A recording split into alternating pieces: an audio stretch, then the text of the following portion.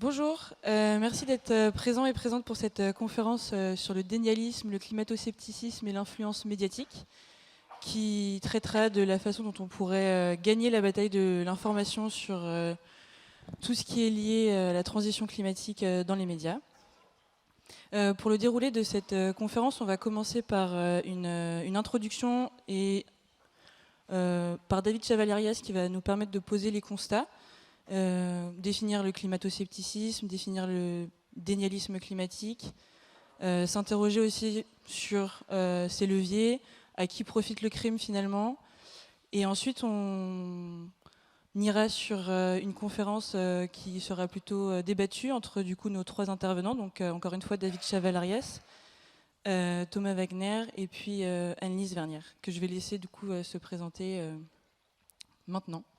Et ensuite, pour pouvoir enchaîner sur la présentation de David.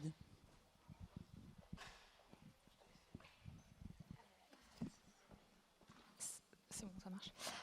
Bonjour, donc je suis Annelise Vernière, je suis coprésidente de l'association Quota Climat. Donc on est une jeune association qui existe depuis l'année dernière. En fait, on s'est créé durant la campagne présidentielle, puisqu'au même moment, il y avait la publication des 2 derniers volets du rapport du GIEC. Et on faisait le constat, comme je pense beaucoup de Français, que ces sujets étaient absolument sous-traités en fait, durant la campagne présidentielle et dans les médias de façon générale. Déjà d'un point de vue quantitatif et aussi d'un point de vue qualitatif. On a en fait réalisé grâce au baromètre de l'affaire du siècle que c'était traité entre 1 et 5% du temps, alors même que donc, le rapport du GIEC continue d'être publié. Et par ailleurs, d'un point de vue aussi qualitatif, puisqu'on traitait seulement des sujets énergétiques et en particulier de l'électricité. Donc on omettait tout un pan en fait, des enjeux.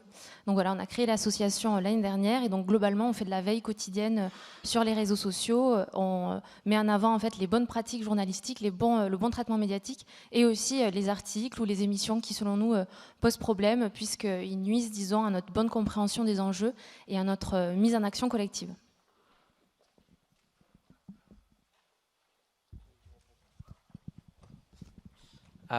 Thomas Wagner, donc j'ai fondé le média Bon Pote où j'essaye de publier un article par semaine pour vulgariser la science climatique et les sujets environnementaux, et il y a un peu de tout évidemment, il y a du sport, des sociaux, etc. Voilà, c'est une présentation plus courte mais ça suffit. Et David Chavalarias, donc je suis chercheur au CNRS, directeur de l'Institut des systèmes complexes de Paris, qui est à Paris. Et donc je travaille sur la question de l'analyse de l'évolution des opinions et des idées, notamment à partir des données du web. Et on a fait un travail qu'on va vous présenter là avec Mazir Panahi, Paul Bouchot et Victor Chomel sur la question du climato-dénialisme, sur lequel on fait une veille en fait depuis maintenant 5 ans. Merci beaucoup et au nom des shifters et du shift, on est très heureux de pouvoir vous avoir aujourd'hui. Et on va pouvoir du coup laisser David commencer à présenter du coup son étude sur les nouveaux fronts du dénialisme climatique qui est apparu en février dernier, si je ne dis pas de bêtises.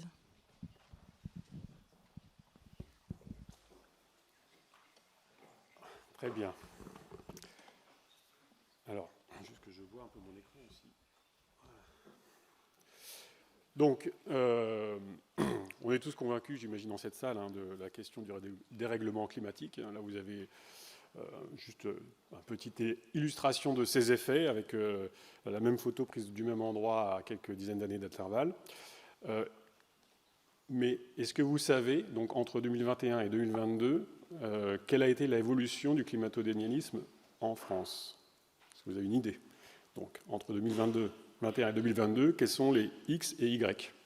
Je vous laisserai suffire 2 secondes. Si vous n'avez pas le chiffre en tête, je vous le donne tout de suite. Donc, il y a eu une étude de Ipsos EDF qui a montré que, en fait, donc eux, c'est une étude sociologique. Hein, ils font ça sur 10 pays. Ils ont un pool de 10 000 personnes qui répondent. Et ils ont montré que, donc, en France actuellement, le climato-dénialisme est de 37%. Donc, ce qu'on appelle climato-dénialisme, ici, c'est des gens qui soit refusent l'idée qu'il y a un réchauffement climatique, soit disent qu'il y a un réchauffement climatique, mais que ce n'est pas l'homme. Par exemple, c'est la variation des tâches solaires, les temps géologiques, etc. Et que, du coup, l'homme n'y peut rien.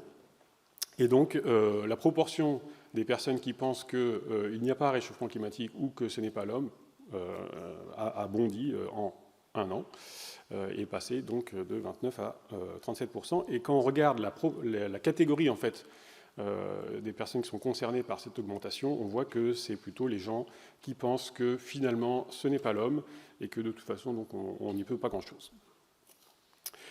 Et donc là, je vais vous montrer un petit peu ce que nous, on a observé sur les médias numériques, et notamment, principalement, là, on va beaucoup parler de Twitter, sur, en gros, quels sont les arguments qui sont déployés, comment, en fait, il y a une organisation du militantisme, climato-dénialisme pour faire passer ce genre de thème.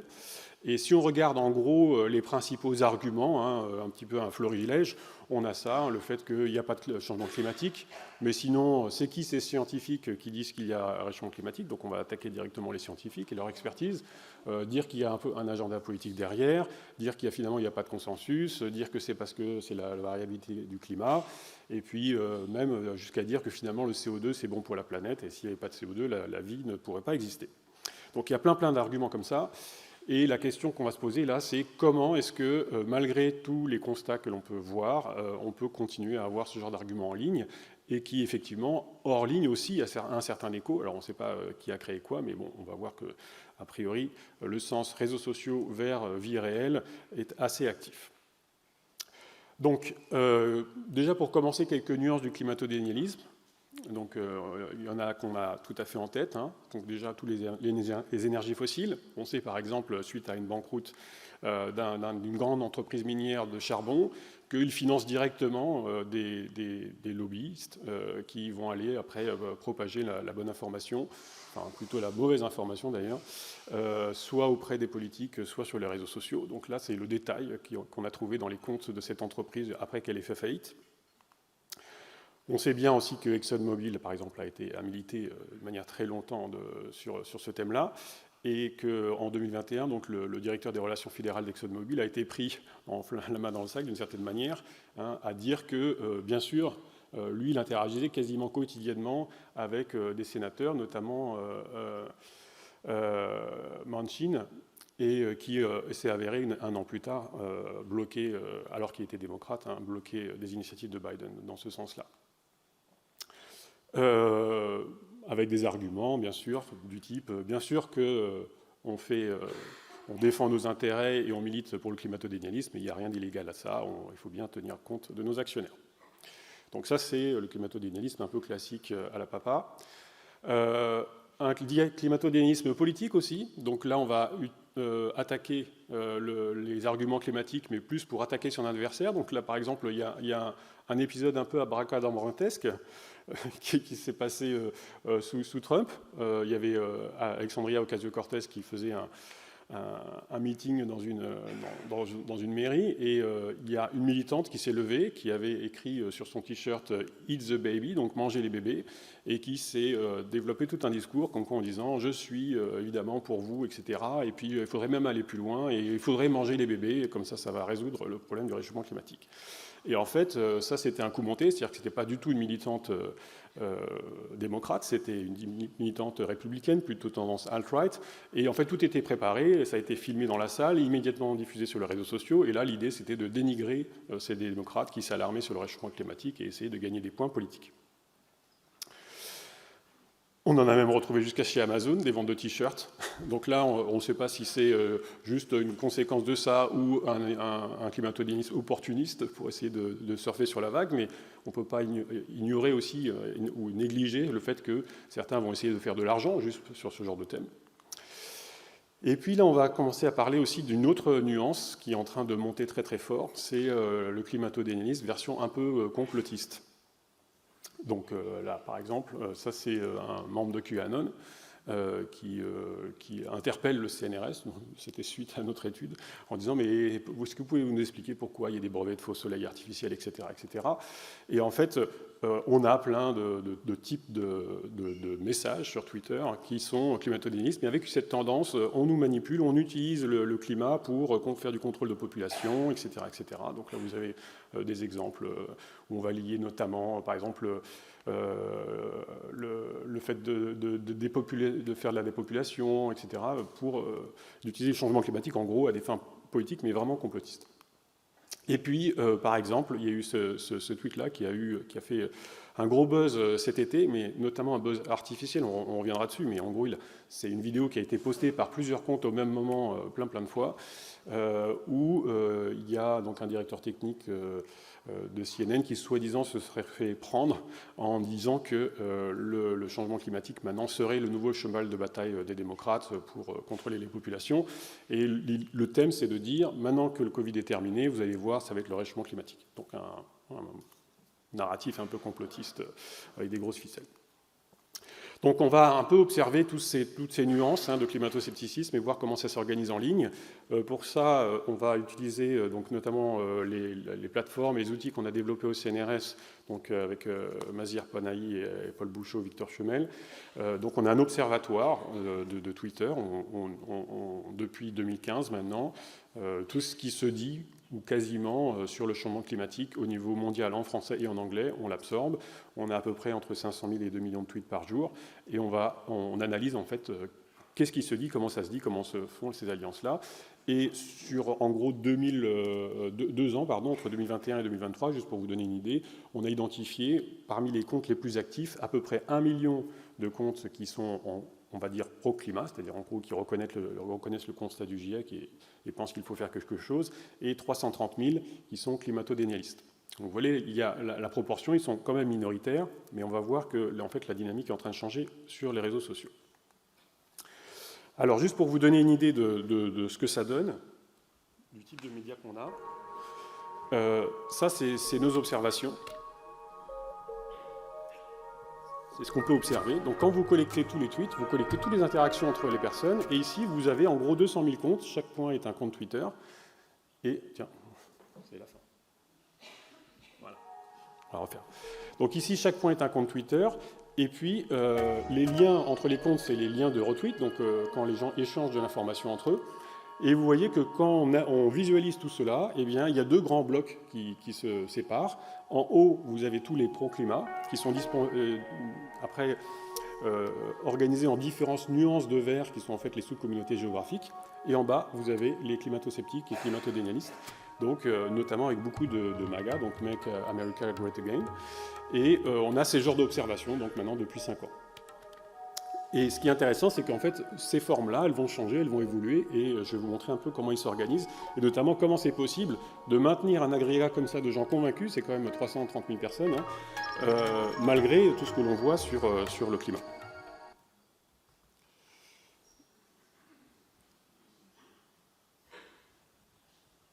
Alors, donc, comment on va analyser ce genre de choses, comment on identifie notamment, par exemple, ceux qui sont climato-sceptiques par rapport aux autres. Donc, imaginez que vous recevez des données Twitter, vous avez par exemple Greta Thunberg qui dit quelque chose, elle fait un tweet, une personne qui s'est abonnée à Greta Thunberg reçoit ce tweet, ensuite cette personne-là elle-même retweet, donc on a une circulation d'informations, et quand vous observez ça suffisamment longtemps, eh bien vous observez comme ça des zones denses, donc des gens qui vont se retweeter beaucoup entre eux, un petit peu comme les amis dans une cour d'école vont discuter beaucoup entre eux, donc vous identifiez un groupe d'amis. Et après, avec des méthodes mathématiques, on peut identifier ces groupes-là automatiquement, et puis ensuite les visualiser. Et donc si vous visualisez le débat au niveau du réchauffement climatique mondial, sur ces 2 dernières années, vous avez ce genre de carte. Donc ici, à nouveau, chaque compte est un compte Twitter. Là, c'est statique, c'est plus dynamique. Chaque compte est un compte Twitter. Et à gauche, vous avez les pro-climat et à droite, les climato-sceptiques. Et alors, vous avez différentes régions. Et vous voyez, la France, ici, c'est ici. Donc là, il y a Thomas. Et puis là, il y a les climato-sceptiques qui sont ici. Et alors, ce qui est intéressant, et ce qu'on va découvrir, en fait, c'est que les climato-sceptiques en France, avant, ils n'existaient quasiment pas. En tout cas, sur les réseaux, ils n'étaient absolument pas organisés. Et que là, il y a une espèce de razzia depuis l'été dernier, l'été 2022, avec une montée en puissance de ces groupes-là. Alors, on n'a pas beaucoup de temps, donc je passe rapidement, mais juste que vous ayez conscience que le débat et l'attention pour le réchauffement climatique en ligne varient énormément en fonction de ce qui se passe ailleurs. Et donc, par exemple, on peut regarder l'évolution au cours du temps. Donc là, c'est l'évolution autour de 2 ans de l'attention pour le réchauffement climatique. Donc là, l'épaisseur du tube, c'est le nombre, en gros, de comptes qui s'intéressent au réchauffement climatique en ligne. Donc ils varient. À l'intérieur, ils sont divisés en sous-communautés, ici, comme ça. Et vous voyez que là, quand il y a eu le premier confinement Covid, évidemment, tout le monde a parlé d'autre chose. Et on est parti vers la pandémie. Alors je vous le montre ici, à la fois pour vous montrer que là, il y a une question de compétition d'attention, mais parce qu'aussi, on va retrouver le thème de la pandémie plus tard. Alors, on a caractérisé l'activité des climatodénialistes. L'idée, c'était de montrer avec des méthodes aussi objectives que possible et sans rentrer dans la question de savoir qui a vrai, qui a tort, qui a raison, qui a tort, pardon, d'essayer de montrer qu'il y a une organisation particulière à l'information qui est diffusée par les climatodénialistes. Et donc, on a montré, donc là, il y a l'article qui va résumer tout ça, que déjà les climato-sceptiques ou climatodénialistes sont suractifs sur les réseaux sociaux, c'est-à-dire qu'ils occupent l'espace en étant quasiment tout le temps là et en étant là pendant longtemps. Donc on peut imaginer qu'effectivement, avec les centaines de milliers de dollars qu'ils reçoivent de certains lobbies, ils ont la possibilité d'être suractifs et de rester longtemps. Aussi, en termes des arguments qu'ils développent, en fait, on a qualifié leur multi-expertise de inauthentique, c'est-à-dire que quand vous regardez côté climat, pro-climat, eh bien, les comptes prennent la parole en fait quand c'est leur tour. C'est-à-dire que les experts de la fonte des glaces vont parler quand on va parler de la fonte des glaces, les experts des feux de forêt vont parler quand on va parler des feux de forêt. Alors que les comptes climato-sceptiques, eux, ils parlent de tout le temps. Ils sont tout le temps, et en gros, il y a un cœur de multi-experts qui lead toute la communauté et qui parle de tout le temps et qui diffuse tous les narratifs. Ça, c'est assez classique des techniques de désinformation. Ensuite, vous avez de l'incohérence du discours, c'est-à-dire qu'un même compte va pouvoir vous dire un jour qu'il n'y a pas de réchauffement climatique, à l'autre jour qu'il existe, mais que ce n'est pas l'homme, et le troisième jour que c'est l'homme, mais qu'on n'y peut rien. Ensuite, on observe une planification de la désinformation. Donc là, j'ai un peu vite, tout ça, vous pouvez le retrouver dans le rapport, mais c'est pour vous donner les grands concepts. Donc vous avez des groupes qui s'organisent et qui disent maintenant, tous les lundis, on va dire le CO2, c'est bon pour la planète, c'est bon pour l'homme. Et donc, pendant une série de lundis, vous avez des pics qui disent ça. Et donc ça, c'est fait pour influencer notamment les moteurs de recherche, etc., et sur ce genre de thème. Ensuite, on peut qualifier, donc on peut analyser le contenu des messages climato-sceptiques et voir quelles sont leurs tonalités. Donc ce qu'on peut montrer, c'est que côté climato-sceptique, en gros, il y a 3,5 fois plus de messages toxiques que si on prend la référence de la communauté GIEC, autour du GIEC. Donc ça veut dire 3,5 fois plus, c'est énorme. Et quand on parle de messages toxiques, on dit en gros les insultes, les attaques ad nominem, les messages qui dénigrent, la désinformation, etc. Ensuite, on a aussi montré que cette communauté-là utilisait beaucoup plus de comptes automatisés que les autres. Donc il y a une technique en ligne qui, pour un peu prendre de l'espace et créer du bruit, c'est d'utiliser des robots, des comptes automatisés. Donc des comptes automatisés qui vont poster pour vous des messages ou qui vont répondre automatiquement à certaines personnes. Il y a des comptes automatisés qui existent et qui sont là officiellement. Il y a écrit bot et donc par exemple on va relayer toutes les informations du GIEC. Et puis il y en a d'autres qui se font passer pour des humains. Et ce que l'on montre, c'est que du côté donc climato-sceptique, climato-dénialiste, eh bien il y a beaucoup plus de robots. Donc on peut appeler ça aussi l'astroturfing, c'est-à-dire le fait de créer l'illusion qu'il y a une foule qui soutient une cause, alors qu'en fait cette foule est factice. Donc il y en a beaucoup plus au niveau mondial, donc plus 71%, et en France, c'est plus 180%. Alors là, vous avez l'évolution au cours du temps, donc depuis le début 2021, de la proportion de robots dans chacun des camps, pro-climat ici, et IPCC, communauté, et puis là, les dénialistes. Et ce que l'on voit, c'est qu'à partir de février 2022, donc à peu près au moment du début de la guerre en Ukraine, progressivement, on augmente la proportion de robots. Elle a augmenté de plus de 400% là, en quelques mois.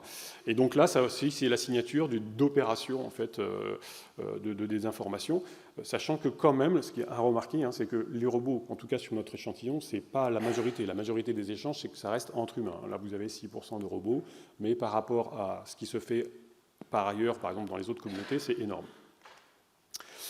Alors, la question de l'impact du réchauffement climatique sur le climat social en France, donc la question maintenant, c'est aussi des motivations qu'il y a derrière. Donc on sait bien que ça commence un petit peu à tourner au vinaigre dans différentes cas de figure. On a eu donc des incidents assez violents côté méga-bassines, la réaction aussi du gouvernement qui a directement traité les militants d'éco-terroristes, la réaction aussi sur le terrain qui a été elle-même violente. Et la question, en fait, donc, c'est, si vous voulez, que j'aimerais poser, c'est de savoir si la question du réchauffement climatique est en train de devenir un terrain, en fait, d'affrontements violents au sein des sociétés, notamment de la société française. Et si c'est le cas de devenir, en fait, comment c'est en train de le devenir? Alors, si vous voulez un cocktail explosif pour une société, vous vous arrangez pour qu'il y ait 30% de gens qui sont convaincus qu'il y a un risque existentiel lié au réchauffement climatique, ce qui est effectivement le cas, enfin, toutes les études scientifiques le montrent, c'est très grave, il faut agir. Vous arrangez aussi par ailleurs qu'il y ait en gros 10 à 30% qui, eux, n'y croient pas du tout, en disant tout ça c'est de la foutaise, c'est les temps géologiques, et puis arrêtez de nous emmerder. Et puis vous mettez un gouvernement sans majorité qui n'aura que la force pour faire respecter ces mesures. Toute ressemblance avec une situation actuelle, évidemment, est complètement fortuite. La question, c'est de savoir s'il y a d'autres personnes aussi qui peuvent mettre de l'huile sur le feu à ce genre de situation. Alors je reviens, on va faire un zoom maintenant sur la France. Donc on va prendre ces deux trucs, on va regarder comment c'est organisé en France. Là, en France, la discussion sur le réchauffement climatique est organisée de cette manière-là. Donc vous avez un gros paquet ici, avec plusieurs sous-communautés. Vous avez donc le GIEC et les premiers relais du GIEC ici. Donc par exemple ici vous avez Valérie Masson-Delmotte qui est responsable d'un des groupes au GIEC. Ensuite vous avez les médias ici qui vont relayer les infos du GIEC. Ici vous avez les militants plutôt gauche écologie, donc qu'on appelait pro-sufficiency, qui est un concept aussi mobilisé pour le GIEC. Donc où là l'approche est de dire il faut d'urgence aussi réduire notre consommation des énergies, des fossiles, etc. Vous avez le gouvernement ici qui bande à part tout seul. Et puis là, vous avez un groupe de technosolutionnistes donc qui disent effectivement, il y a réchauffement climatique, mais vous inquiétez pas, on a des solutions, la science viendra au secours. Et puis vous avez tous les climato-dénialistes ici. Et quand vous regardez les labels, donc alors les labels, tous les labels sont vérifiés à la main. Et quand par exemple on met par exemple complotiste, c'est qu'en allant voir à la main, on voit que c'est une personne qui est effectivement complotiste, mais qui n'a pas une personnalité publique, donc on ne met pas le nom, évidemment, pour des raisons de confidentialité. Mais ici, vous avez donc tout un ensemble de personnes, et on a labellisé les plus influents. Ça vous donne un peu une idée de comment est composé ces climato-dénialistes. Donc vous avez notamment des gens comme Florian Philippot, qui sont visibles politiquement, et d'autres gens comme Elpis, qui sont des anonymes. On va retourner. Alors quand on regarde au niveau, et c'est ça qui est assez inquiétant, en fait, quand on regarde au niveau de l'évolution en France, du climato-dénialisme et du nombre de gens sur chacun des terrains, vous avez ce genre de courbe. Donc ici, c'est le GIEC, les dénialistes, les technosolutionnistes et les pro-climat, ou pro-sufficiency. Alors vous voyez qu'il y a des variations saisonnières qui sont tout à fait normales, c'est-à-dire que dès qu'il fait chaud, on va parler du réchauffement climatique, et donc du coup, les dénialistes, ils vont arriver, ils vont dire « mais non, c'est pas vrai, c'est des conneries, etc. » Dès qu'il y a une COP ici, évidemment, on parle du réchauffement climatique, et tout de suite, les dénialistes arrivent. Donc ça, c'était 2021, et vous voyez, ça, c'est ce qui s'est passé en 2022. Et en 2022, il y a un truc complètement anormal. Déjà, il a fait beaucoup plus chaud, donc on en a beaucoup plus parlé, mais en plus, il y a eu un espèce de pic énorme. Les climato-dénialistes qui avant étaient plutôt en dessous des courbes sont passés largement au-dessus. Et puis, pareil aussi d'ailleurs pour les côtés pro-sufficiency. Et ça, c'était l'été, mais après l'été, au lieu de redescendre, eh ben, les climato-dénialistes ils sont restés up.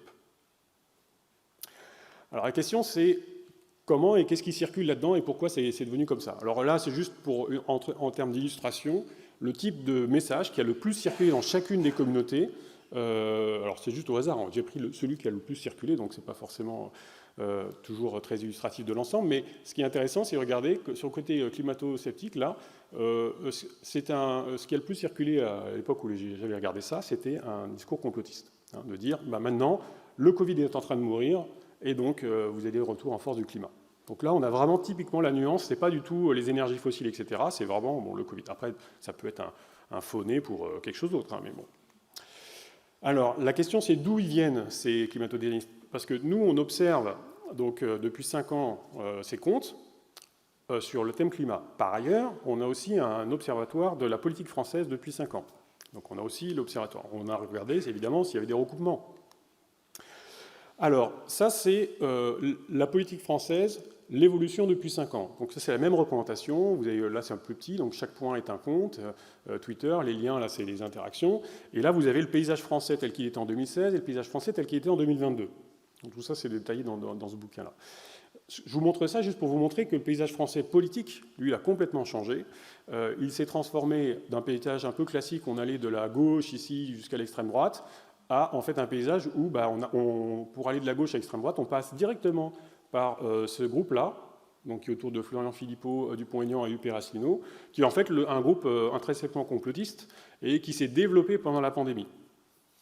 le gouvernement est isolé, l'EPS et LR ici sont complètement fragmentés, ils sont rétamés aux élections, et donc ici vous avez une grosse masse qui sont donc LFI d'un côté, et puis de l'autre côté, donc Reconquête, Rassemblement National, avec une passerelle sur ce groupe-là. Et en fait, ce qui est intéressant, c'est de voir comment cette passerelle a émergé. Donc ça, c'est la même représentation que ça, mais en dynamique. Hein. C'est les tubes de tout à l'heure. Donc vous avez, chaque tube est une communauté politique ici. L'épaisseur du tube, c'est le nombre de gens qu'il y a dedans. Et puis là, vous êtes en 2017, etc., jusqu'en 2022. Les deux bosses, ce sont les deux élections présidentielles. Et puis ici, vous voyez que plus la couleur est foncée, plus on est aux extrêmes du spectre politique. Donc, quelque chose qu'on voit immédiatement, c'est qu'entre 2017 et 2022, ici, ça s'est assombri. Il y a une montée des extrêmes du spectre politique. Et notamment, ici, il y a cette communauté-là, ce groupe-là, qui est apparu et qui est devenu dominant. En fait, maintenant, c'est plus de 33% du paysage politique début janvier 2023. Donc ça, c'est typiquement, ils sont apparus ici. Et donc, si on regarde comment ils sont apparus, en fait, ça, c'est ce groupe-là, ici, qui commence à naître. Hein, et donc, c'est Patriotes UPR Debout la France. Donc, c'est la sphère d'influence, hein, ce n'est pas forcément tous des partenaires. Mais en fait, ce qui est intéressant, des membres de ces partis, mais ce qui est intéressant, c'est de regarder à quel moment ils sont apparus. Ils sont apparus au moment où on a découvert le vaccin. Au moment où on a découvert le vaccin, il y avait une opportunité politique de dire bah, maintenant, je vais défendre tous ceux qui ne veulent pas se faire vacciner et donc abat la dictature sanitaire. Et donc sur ce thème-là, eh bien, Florian Philippot, UPR Asselineau, etc., ont fait leur beurre et ont créé donc, des communautés super puissantes qui sont devenues celles-là. Et en fait, ces communautés super puissantes, donc, elles ont fait leur beurre sur un terreau vraiment complotiste, hein, genre on va contrôler vos populations, les vaccins vont vous tuer, etc., etc. Et après, donc, ce qui est intéressant, c'est de regarder bah, comment ça se projette sur les climato-dénialistes. Et ici, vous voyez que si vous prenez le paysage, donc ça c'est la carte du climat que je vous ai montré tout à l'heure, où il y avait les différentes composantes, et puis vous regardez comment se projette cette carte sur l'espace politique tel que je vous l'ai montré maintenant, ben vous voyez que les climato-dénialistes ici, c'est majoritairement ce groupe-là, UPR Patriote, à tendance complotiste, et effectivement ce sont majoritairement donc, les gens qui ont commencé à dire le Covid est terminé, et maintenant réinvestissons le côté climato-dénialiste. Il y a un petit bout de reconquête ici, mais en fait c'est assez anecdotique, c'était pendant la campagne. Alors ça, c'est pour ce qui est de la partie un petit peu officielle, on va dire. Donc c'est un courant, c'est la partie politique, politique intérieure de ce climato-dénialisme. Et donc ce qui est intéressant, c'est que ce n'est pas du tout des courants politiques traditionnels, c'est vraiment des courants politiques qui n'ont quasiment aucun poids dans les élections, mais qui ont beaucoup de poids en ligne et puis dans l'agitation sociale. Ils ont quand même organisé tous les samedis des manifs pendant 3 mois. Autre leader de cette communauté climato-dénialiste, ce compte-là, LPIS, donc qui se définit comme Climate Science Research, indépendant, il a rajouté entre parenthèses. Hein. Et en fait, ça c'est un compte qui a été instrumental, enfin, qui a été vraiment très très puissant pour organiser la montée du climato-scepticisme en ligne à l'été 2022. C'est un compte qui, toute la journée, publie des contenus climato-dénialistes, qui attaque fortement l'expertise du GIEC, et qui produit des contenus à la fois hyper techniques, du genre vous n'avez pas pris en compte tel paramètre de l'albédo, et donc du coup tous vos calculs sont faux, etc. Et puis des posts complètement classiques, du genre bah, il fait très froid aujourd'hui, donc ça ne peut pas être le réchauffement climatique, c'est n'importe quoi. 5 minutes là? Ou c'est fini? Alors, donc, et par exemple, là, ça c'est un de ces derniers posts en juin, là, vous voyez, le CO2 comme le Covid est une vaste escroquerie organisée, orchestrée par les élites pour taxer et asservir les peuples. Donc là, vous avez en gros tout le truc complotiste, du genre on va asservir les peuples, le Covid c'était un scam, et le réchauffement climatique aussi. Alors ce qui est intéressant, c'est de voir en fait ce compte-là, et en fait il est assez illustratif d'autres comptes, comment il a évolué. Parce que nous, on a toute l'historique, puisque ça fait 6 ans qu'on analyse les trucs, le bazar. Hein. Donc là, par exemple, vous avez le nombre de posts de ce compte-là, LPIS, qui d'ailleurs est un compte, donc, il faut le préciser, hein, je vais remettre son droit. Donc ça, cette image-là, elle est fausse, hein, c'est une image qu'on achète dans le commerce, enfin même pas, d'ailleurs, il n'a pas acheté. Le compte est anonyme, évidemment, hein, donc on ne sait même pas s'il est allé à l'école. On ne sait même pas d'ailleurs si ce n'est pas un groupe derrière, ça peut être un collectif, on ne peut pas savoir. C'est un compte qui a été en dormance, donc il a été créé en 2012 ici, mais en fait, jusqu'en 2021, il avait en gros 50 followers ou 80 followers. Ça veut dire qu'en fait, il n'était pas du tout actif pendant toutes ces années. Et après, si on regarde depuis 2021 qu'il a été un petit peu actif, qu'est-ce qu'il est devenu? Donc on regarde dans ses tweets ceux qui parlent, qui attaquent le GIEC directement, donc ça c'est la courbe en noir ici. Les tweets qui font du militantisme climato-denialisme, c'est la courbe en orange ici. Les tweets qui font de l'alarmisme sur les vaccins, donc c'est la courbe en bleu. Et les tweets qui font du relais sur la propagande du Kremlin, du genre c'est normal qu'ils attaquent l'Ukraine parce qu'il y a des biolabs, il y a des nazis, etc.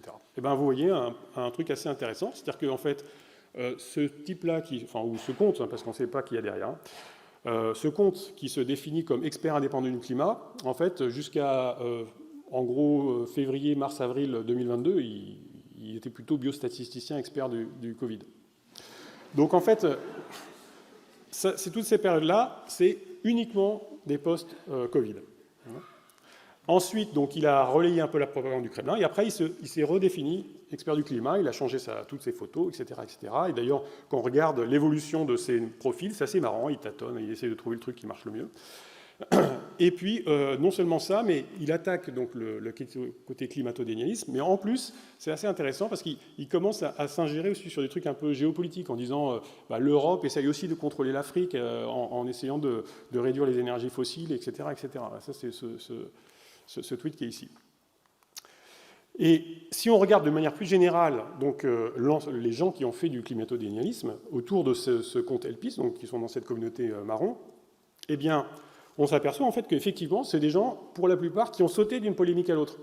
Donc ici, ce que vous avez, c'est vous avez plusieurs grandes polémiques qu'on a analysées donc, sur ces dernières années. Donc, toute la propagande Kremlin au moment de la guerre en Ukraine, l'épisode Convoi des libertés qui a essayé de s'organiser à un moment donné, la contestation en Guadeloupe, la polémique autour de Omicron qui était censé en fait être un variant fabriqué pour relancer la pandémie, tous les mouvements de protestation autour du Covid-19 passent de la honte, etc. Et puis, donc, tout ça, en fait, ici, vous avez l'intersection entre chacun de ces grandes polémiques avec notre paysage climato-dénialiste, enfin, débat sur le climat actuel. Hein. Et donc, si vous regardez l'intersection, vous voyez par exemple que pour la propagande du Kremlin, ceux qui ont participé à la propagande pro-Kremlin, eh bien 68% du regroupement eh bien, sont aussi climato-dénialistes. Ce qui veut dire que, si vous ramenez les proportions, c'est un peu, je ne vais pas vous faire des règles de 3, mais ça veut dire que dans notre paysage de tout à l'heure, où là j'avais la carte du climato-dénialisme en France, des échanges climat en France avec cette communauté climato-dénialiste, qui a à peu près 10 000 comptes, c'est les plus actifs. Bien, sur ces 10 000 comptes, vous en avez 6 000 qui ont aussi participé à la question de la propagande du Kremlin et de dire qu'il ne fallait pas stopper Poutine et que tout ce qu'il faisait, c'était très bien. Alors effectivement, on sait bien que Vladimir Poutine, pendant très longtemps, était aussi une des personnes qui diffusait cette idée-là. Et puis, on sait aussi qu'il a l'habitude de créer des campagnes de désinformation de manière assez massive. Donc là, par exemple, c'est un meeting de Poutine qui était censé parler de la Moldavie. En fait, il y a eu des fuites qui ont été révélées par le Guardian en 2021, qui expliquaient quoi? Que en fait, ce meeting-là, c'était plutôt un meeting où il expliquait comment, le meeting avait lieu début 2016, comment en fait interférer avec l'élection américaine de manière à ce que Trump soit élu. Et donc la manière d'interférer, c'était de créer une crise sociopolitique aux États-Unis en faisant une modulation du débat politico-sociétal aux États-Unis avec un déplacement du vecteur vers la délégitimation dans la conscience collective du système gouvernemental et du futur président élu. Je vous passe les détails, si vous voulez, il y a des détails dans le livre, mais je vous montre ça juste pour vous montrer qu'en fait, donc, le Kremlin, et en fait la plupart des États totalitaires, mais le Kremlin est de loin ceux qui sont le plus maîtres en la matière, ont des agents spécialisés pour foutre le bazar en ligne et notamment créer de la confusion. Et ce qui est intéressant, c'est par exemple si vous prenez l'élection américaine de 2016, il y a eu une analyse, une étude du Sénat américain pour savoir en fait où est-ce qu'ils avaient essayé de créer justement de la polarisation et de la confusion au sein de l'opinion américaine et sur quel thème. Eh bien, vous voyez, ça c'est les pages Facebook qui étaient pilotées directement par cette agence d'influence russe, donc qui s'appelle Lyra, et ça, c'est les publicités payées par la Russie aux États-Unis pour créer du dissensus. Et vous voyez qu'on va s'attaquer autant aux black activistes, les musulmans, les LGBT, etc. Et donc, tout le but, en fait, c'est de créer de la division en renforçant les identités et en créant du conflit interne. Donc ça, c'est ce qui s'est passé aux États-Unis. Et donc, il faut bien comprendre que l'une des principales stratégies de guerre hybride de ces États, et donc le Kremlin a vraiment été pionnier en la matière, et actuellement, on est quand même plus ou moins en guerre avec cet État, donc c'est de semer des divisions porteuses de conflits internes violents. Et donc, une des messages que je veux faire passer, c'est qu'en plus de toutes les personnes dont on peut penser qu'elles ont intérêt à pousser le climato-dénialisme, ce genre d'État-là va utiliser ou utilise déjà ce genre de terrain pour créer du dissensus avec pour objectif que chacun des deux côtés devienne le plus violent possible. Il y a évidemment des convergences d'intérêts, hein, pas forcément de la collusion, mais au moins des convergences d'intérêts, puisqu'on sait bien que, par exemple, Philippot, qu'on a retrouvé sur le front climato-dénialiste, lui a invité Steve Bannon dans ses réunions, que Marine Le Pen, évidemment, est une grande admiratrice de Poutine, et d'ailleurs, elle lui a emprunté de l'argent, que maintenant, en Italie, vous avez donc les post-fascistes qui sont là, et qui commencent aussi à avoir un discours du genre envers l'Afrique. Les Européens vous ont trompé, etc., etc. Il faut sortir de cette pseudo-colonisation. Et donc tout ça, si vous voulez, ça semble, et c'est pour vous montrer qu'il y a vraiment dans le climat, ce qu'on appelle l'appellation climato-dénialiste, il y a plein de courants différents qui en fait ont des intérêts convergents, c'est-à-dire pousser les gens à croire qu'il n'y a pas de réchauffement climatique ou que c'est pas l'homme, et que c'est ça que vous allez avoir en face en fait quand vous allez faire proposer en fait, et diffuser la bonne parole du GIEC. Juste pour conclure, ça c'est l'évolution en fait, des proportions de climato-dénialistes ici en bleu et pro-climat en orange sur Twitter, donc sur 2 ans. Hein, sont quand même mesurés. Donc on voit, je vous ai montré tout à l'heure, il y a des variations à peu près régulièrement. Et puis ce que vous voyez ici, c'est que depuis la prise de pouvoir de Elon Musk, la participation en fait, des climato-sceptiques, des pro-climat s'est effondrée. C'est-à-dire que, et ça on pourra en discuter, il y a eu beaucoup d'attaques contre le GIEC et contre les défenseurs du climat, etc. Et ça montre qu'en fait maintenant, la proportion de comptes climato-sceptiques ou de comptes pro-climat sur Twitter, c'est maintenant 50%, 50-50. C'est-à-dire qu'en fait, Twitter maintenant n'est même plus représentatif de ce qui se passe pour de vrai. Et ça, c'est un problème parce que ça va créer notamment de la désaffection du côté des gens qui diffusent les informations liées au GIEC. Voilà, donc je remercie au passage Victor, Maziar, Paul qui ont travaillé avec moi sur ce genre d'études. Vous retrouverez sur le site Climatoscope l'étude en question, avec des films, etc., et des explications sur l'évolution du paysage politique et de l'influence, etc., dans ce livre. Merci beaucoup.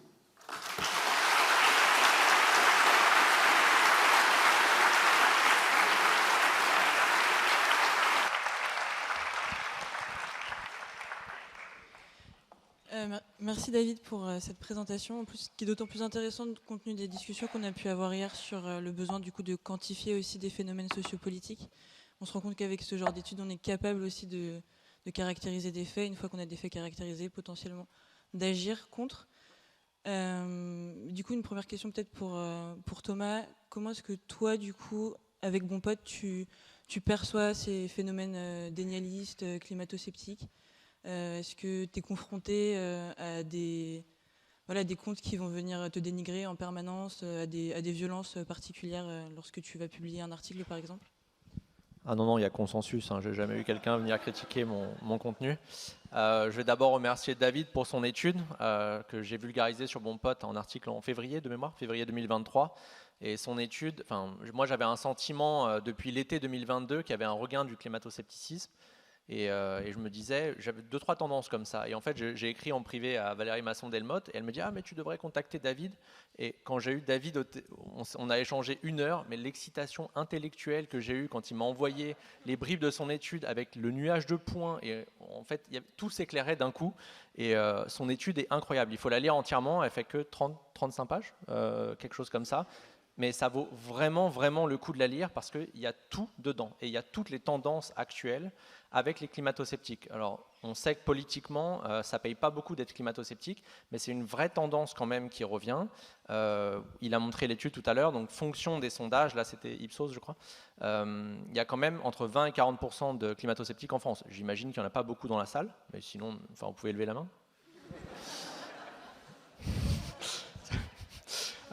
Bon, voilà, on est une niche ici, mais il y en a. Et il ne faut pas croire qu'il n'y a pas de climato-sceptiques en France. Mais ça devient surtout un terrain politique, et c'est ce que démontre l'étude de David. En fait, ils ne cherchent pas à avoir ils cherchent pas à avoir raison, ils ne cherchent pas la vérité, ils n'ont pas une approche scientifique.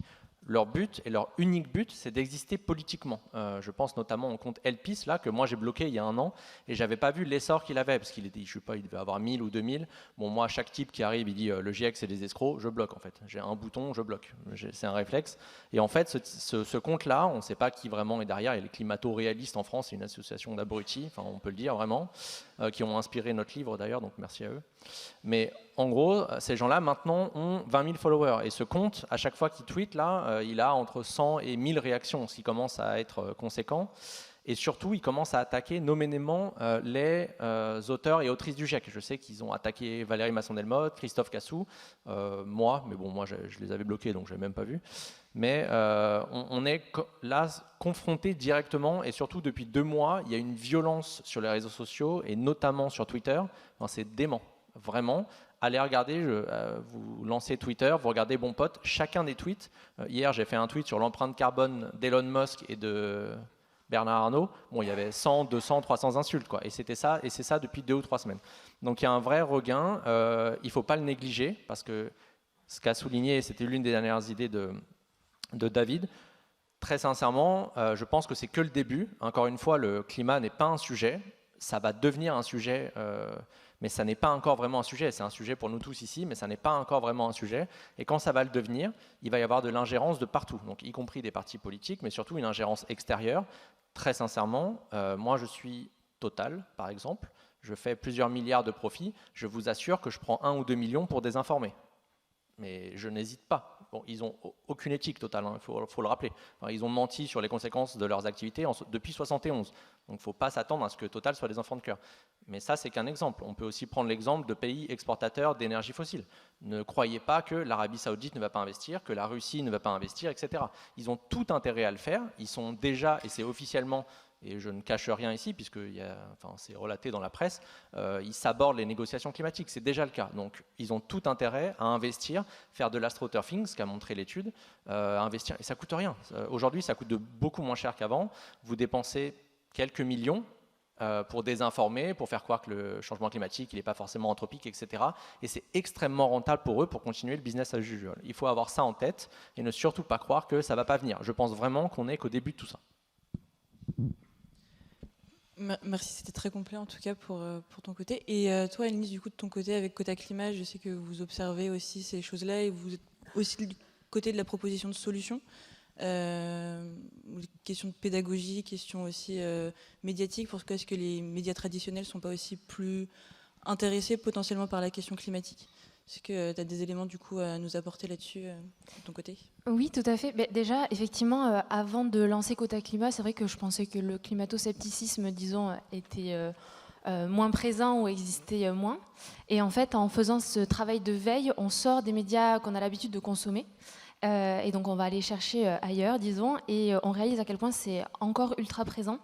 Avec du climato-scepticisme pur comme on peut l'imaginer, donc contredire directement l'existence du changement climatique, et aussi des formes de climato-scepticisme ou dénialisme qui évoluent, donc qui prend différentes formes, on va dire plus vicieuses. Par exemple, dire donc que ce n'est pas d'origine humaine, ou alors dire qu'on va s'en sortir, ou bien maintenant, ce qui est encore plus vicieux, donc dire qu'on va s'en sortir grâce au technosolutionnisme. Et ça, en fait, on le remarque dans les médias nationaux et la PQR de façon quotidienne, en faisant cette veille-là, qu'on fait avec nos petites mains. Donc encore, on n'a pas une vision exhaustive de tous les articles ou les reportages qui ont lieu quotidiennement. Mais rien qu'en faisant ça, disons de façon bénévole et en regardant un peu tous les jours, on remarque des articles ou des reportages qui posent problème. Rien que cette semaine, on a été gâtés. Par exemple, le Figaro a donc proposé toute une page publicitaire à Christian Girondeau, donc pour faire la promotion de son livre, pour en finir du coup avec la science-fiction du GIEC. Donc voilà, on est vraiment ravis. Donc ça, c'était mardi. Et je crois que c'était jeudi ou vendredi, donc un journaliste essayiste qui, pendant tout un article, expliquait pourquoi effectivement on avait eu tort en fait de s'alarmer à propos du changement climatique, que les élites s'angoissaient toutes seules finalement et qu'il n'y avait pas forcément besoin d'agir. Donc voilà, ça c'est le Figaro, et il faut se dire que c'est à peu près 6 millions de lecteurs par mois, ce qui est déjà une grande angoisse. Et par ailleurs, ces lecteurs sont principalement nos décideurs.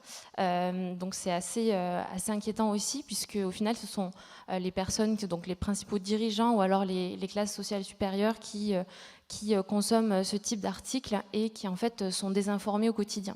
Donc il n'y a pas que le Figaro qui peut faire aussi parfois des articles qualitatifs. Je ne veux pas non plus jeter la pierre absolument sur ce média, mais ça existe encore dans tous nos médias, quels qu'ils soient, et c'est encore fortement présent, donc c'est particulièrement inquiétant. Et comment on fait du coup? Est-ce qu'il faudrait réguler? Est-ce qu'il faudrait pénaliser? Est-ce qu'il faudrait limiter cette question de liberté d'expression à partir du moment où on est sur un consensus scientifique? Est-ce qu'il y a des solutions que vous préconisez aussi bien Thomas, Annelise que David sur ces sujets? Alors c'est toujours compliqué parce qu'on ne peut pas... Là, c'est vraiment éminemment politique. C'est-à-dire que si vous commencez à dire qu'il y a un crime de dénialisme climatique, par exemple, là, vous avez les autres 30% qui vont crier à la censure, à la dictature, etc. Et ils auront certains de bons arguments, et là, vous allez directement vers le conflit social majeur, quoi. Donc, c'est pas évident, mais en tout cas, on peut effectivement essayer de voir si, au niveau de la régulation, justement, plutôt côté lobbying, sur la question des contrôles des dépenses de financement de ce genre d'agence, là, il y a certainement des lois à faire. Après, il y a toute une réflexion qui sera un petit peu longue à développer, mais sur la question du rôle des réseaux sociaux, de la circulation d'informations et de leur manière de mettre en avant certaines informations plutôt que d'autres, qui en fait favorisent les contenus comme ça, polémiques, hostiles, etc. Et du coup favorisent aussi le climatodénialisme.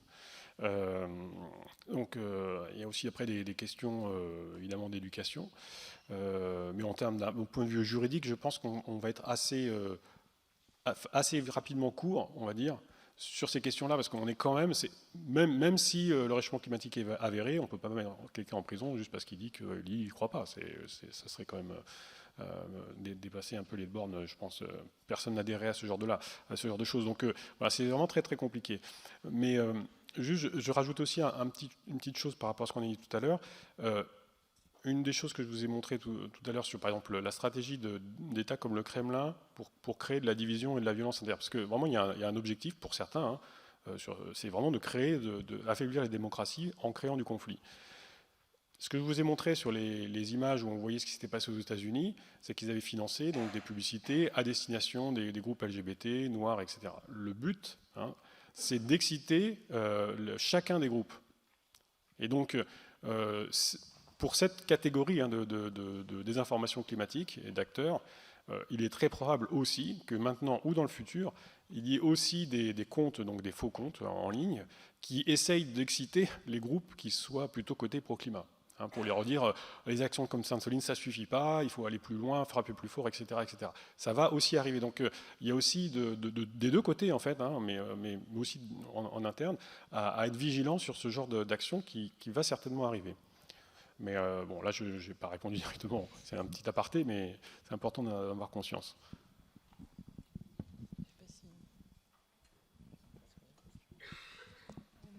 Je pense que, comme disait David, il y a une partie sur l'éducation qui est hyper importante. Il y a bien sûr la formation des journalistes, que ce soit la formation initiale, mais aussi continue, qui est fondamentale. Et les choses commencent à bouger progressivement.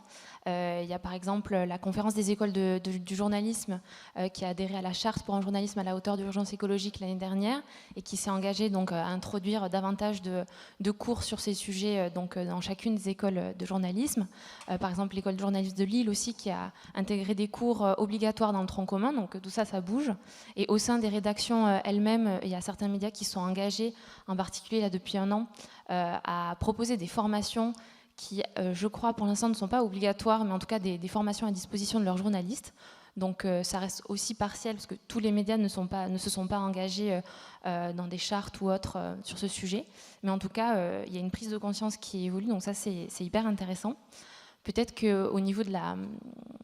Sans parler encore de régulation, il y a peut-être aussi une avancée à acter sur, disons, objectiver justement le débat sur ce sujet et la présence, en fait, la persistance du climato-scepticisme dans les médias, ce que vous avez commencé à entreprendre, disons, sur les réseaux sociaux, et peut-être l'élargir aussi au niveau des médias. Est-ce que, enfin, de quoi on parle, en fait, dans quelle mesure c'est encore présent dans les articles qu'on lit aujourd'hui, dans nos reportages, dans les JT, etc. Donc ça peut être intéressant pour savoir quelle est la proportion, enfin finalement dans quelle mesure c'est vraiment très menaçant ou ça concerne vraiment très peu d'articles ou très peu de reportages, même si ça reste problématique. Et peut-être effectivement sur la régulation, c'est un peu particulier parce qu'il y a deux régimes en France au niveau des médias. Le régime pour la presse écrite qui globalement est autorégulée et libre et indépendante. Donc ça c'est consacré dans une loi qui date de 1881 sur la liberté de la presse. Et il y a aussi le régime des médias audiovisuels qui là est décrit dans une loi de 1986 qui a d'ailleurs créé aujourd'hui ce qu'on appelle l'ARCOM, le régulateur des médias. Et finalement, donc, il y a un côté la presse écrite qui est très libre et qui s'autorégule en soi, et très indépendante, etc. Et d'un autre côté, les médias audiovisuels qui du coup dépendent aussi un peu de l'ARCOM pour qu'on puisse pérenniser, disons, leur chaîne, que leur accorde en fait la permission de diffuser leur chaîne. Et donc pour ça, il y a peut-être aussi un rôle qui doit être conféré aussi à l'ARCOM, d'inclure en fait dans les conventions le fait de justement faire d'autant plus attention à ce type de traitement. Pour ce qui est de la presse écrite, c'est particulier du coup parce que c'est un régime qui est historique et voilà. Mais en tout cas, c'est peut-être important effectivement d'enclencher le débat sur cette question-là du climato-scepticisme parce que la liberté d'expression, disons, est un droit fondamental de nos démocraties.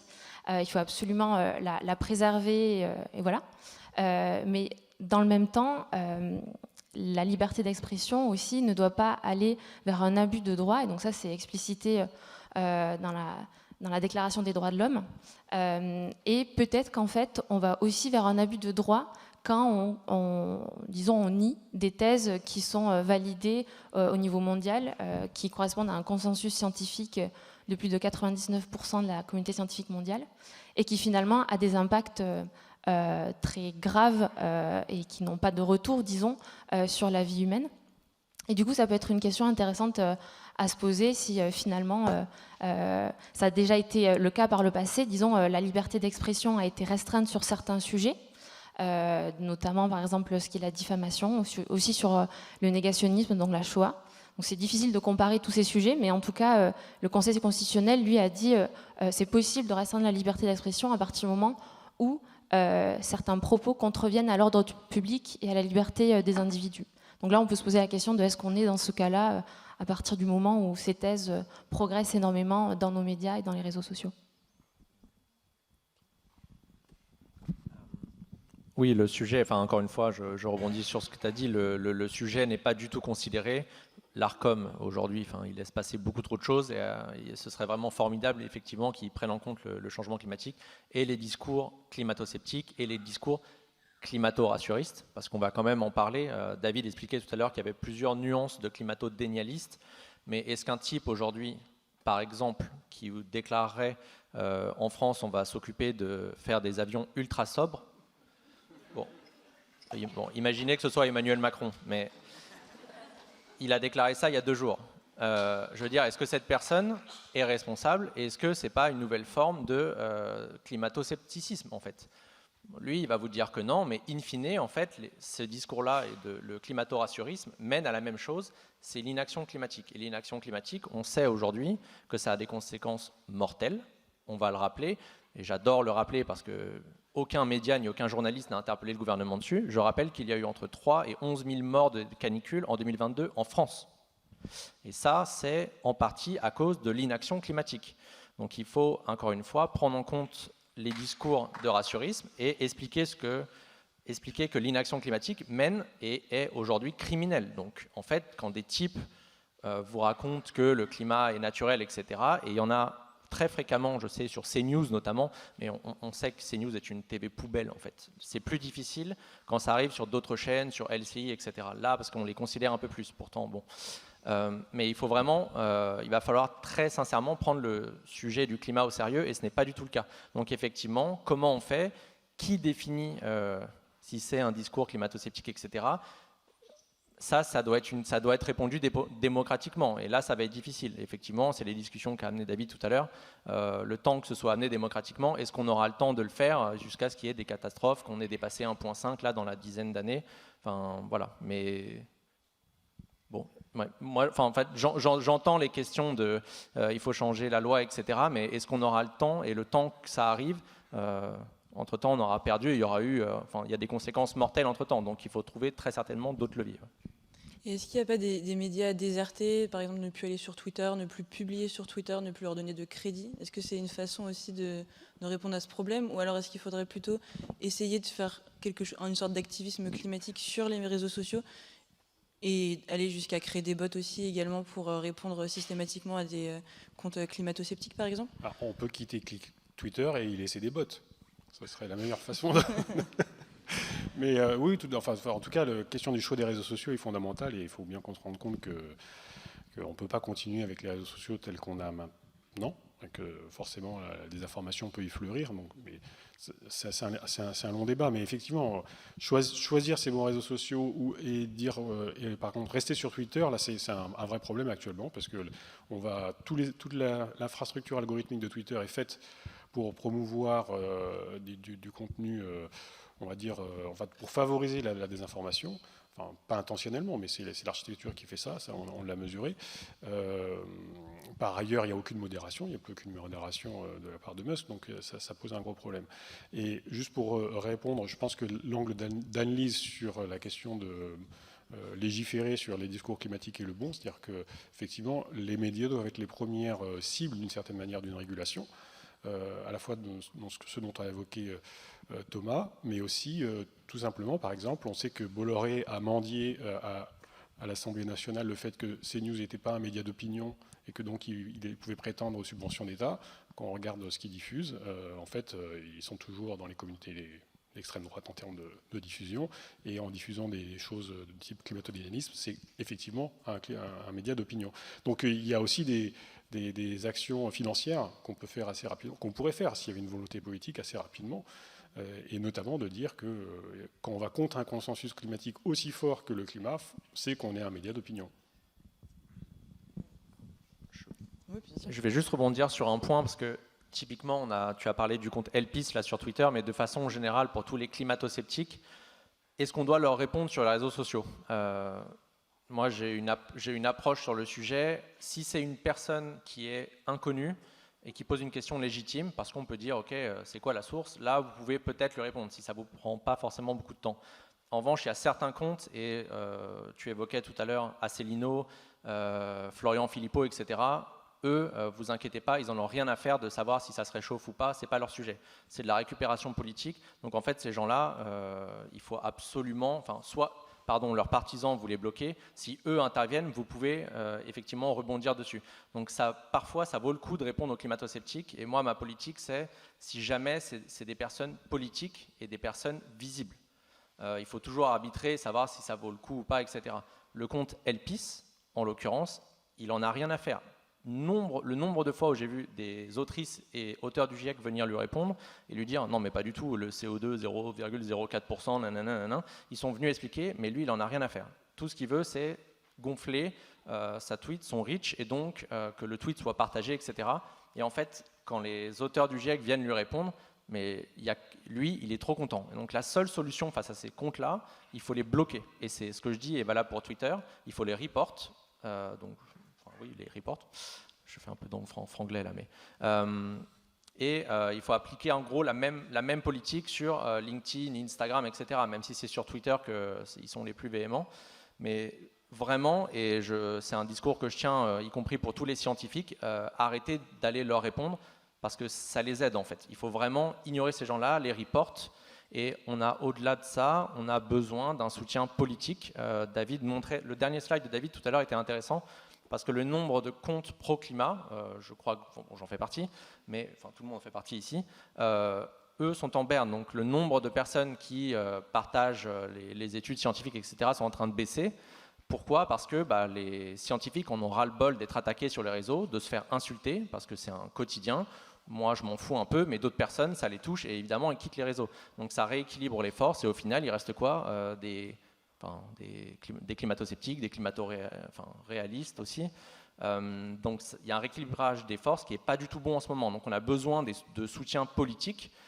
J'ai déjà interpellé le ministre du numérique. Bon, lui, il n'en a rien à faire, hein, évidemment, mais c'est un vrai sujet et on a besoin de soutien politique. Et évidemment, on a besoin du soutien citoyen. Ça veut dire que quand vous aimez le travail et le contenu d'une personne ou d'un collectif, pensez à les soutenir en fait. Un like, un retweet ou partager les articles ou les études, etc. Je pense que ça prend entre 10 secondes et 30 secondes et ça aide vraiment. Et ça contrecarre aussi le poids des climato-sceptiques. À moins que vous souhaitiez réagir, peut-être qu'on peut commencer par prendre vos questions, s'il y en a. Il y en a quelques-unes.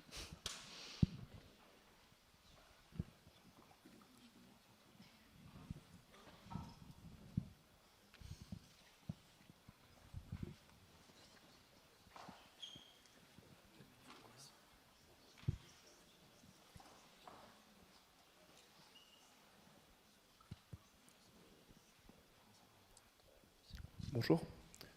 J'aurais une question, moi, sur la limite que l'on doit se donner. Quelle éthique, quelle morale est-ce qu'on doit adopter quand on voit que le camp d'en face n'en a pas ? Et comment réagir, en fait, du coup ?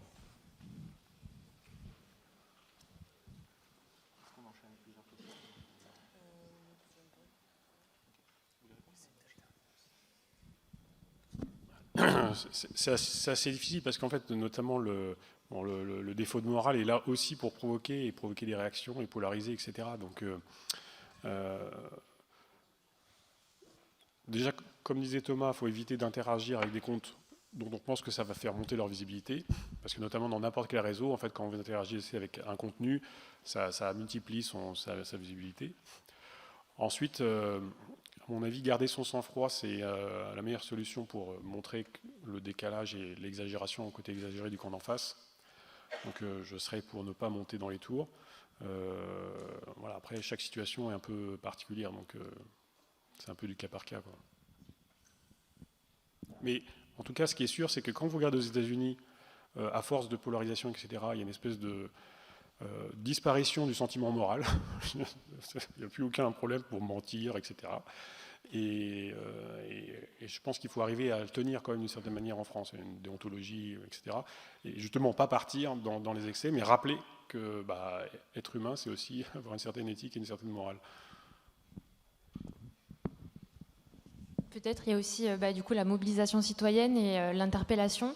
Disons que le sujet des médias a commencé à monter avec... il y avait déjà des journalistes d'ailleurs qui portaient ce sujet, le fait de mieux intégrer les enjeux environnementaux dans le traitement médiatique. Ça a vraiment été propulsé avec Film Don't Look Up. Il y a d'autres associations qui sont mobilisées sur le sujet. Je pense à Climat Média, aussi des associations plus généralistes sur l'environnement qui portent aussi le sujet au milieu de plein d'autres. Et je pense que ça, c'est vraiment important aussi sur le côté plus média, du coup, pas forcément plateforme en ligne, mais médias également, de les interpeller directement, parce que les journalistes, ils ont à cœur aussi de bien faire leur travail. Parfois, c'est juste une question de...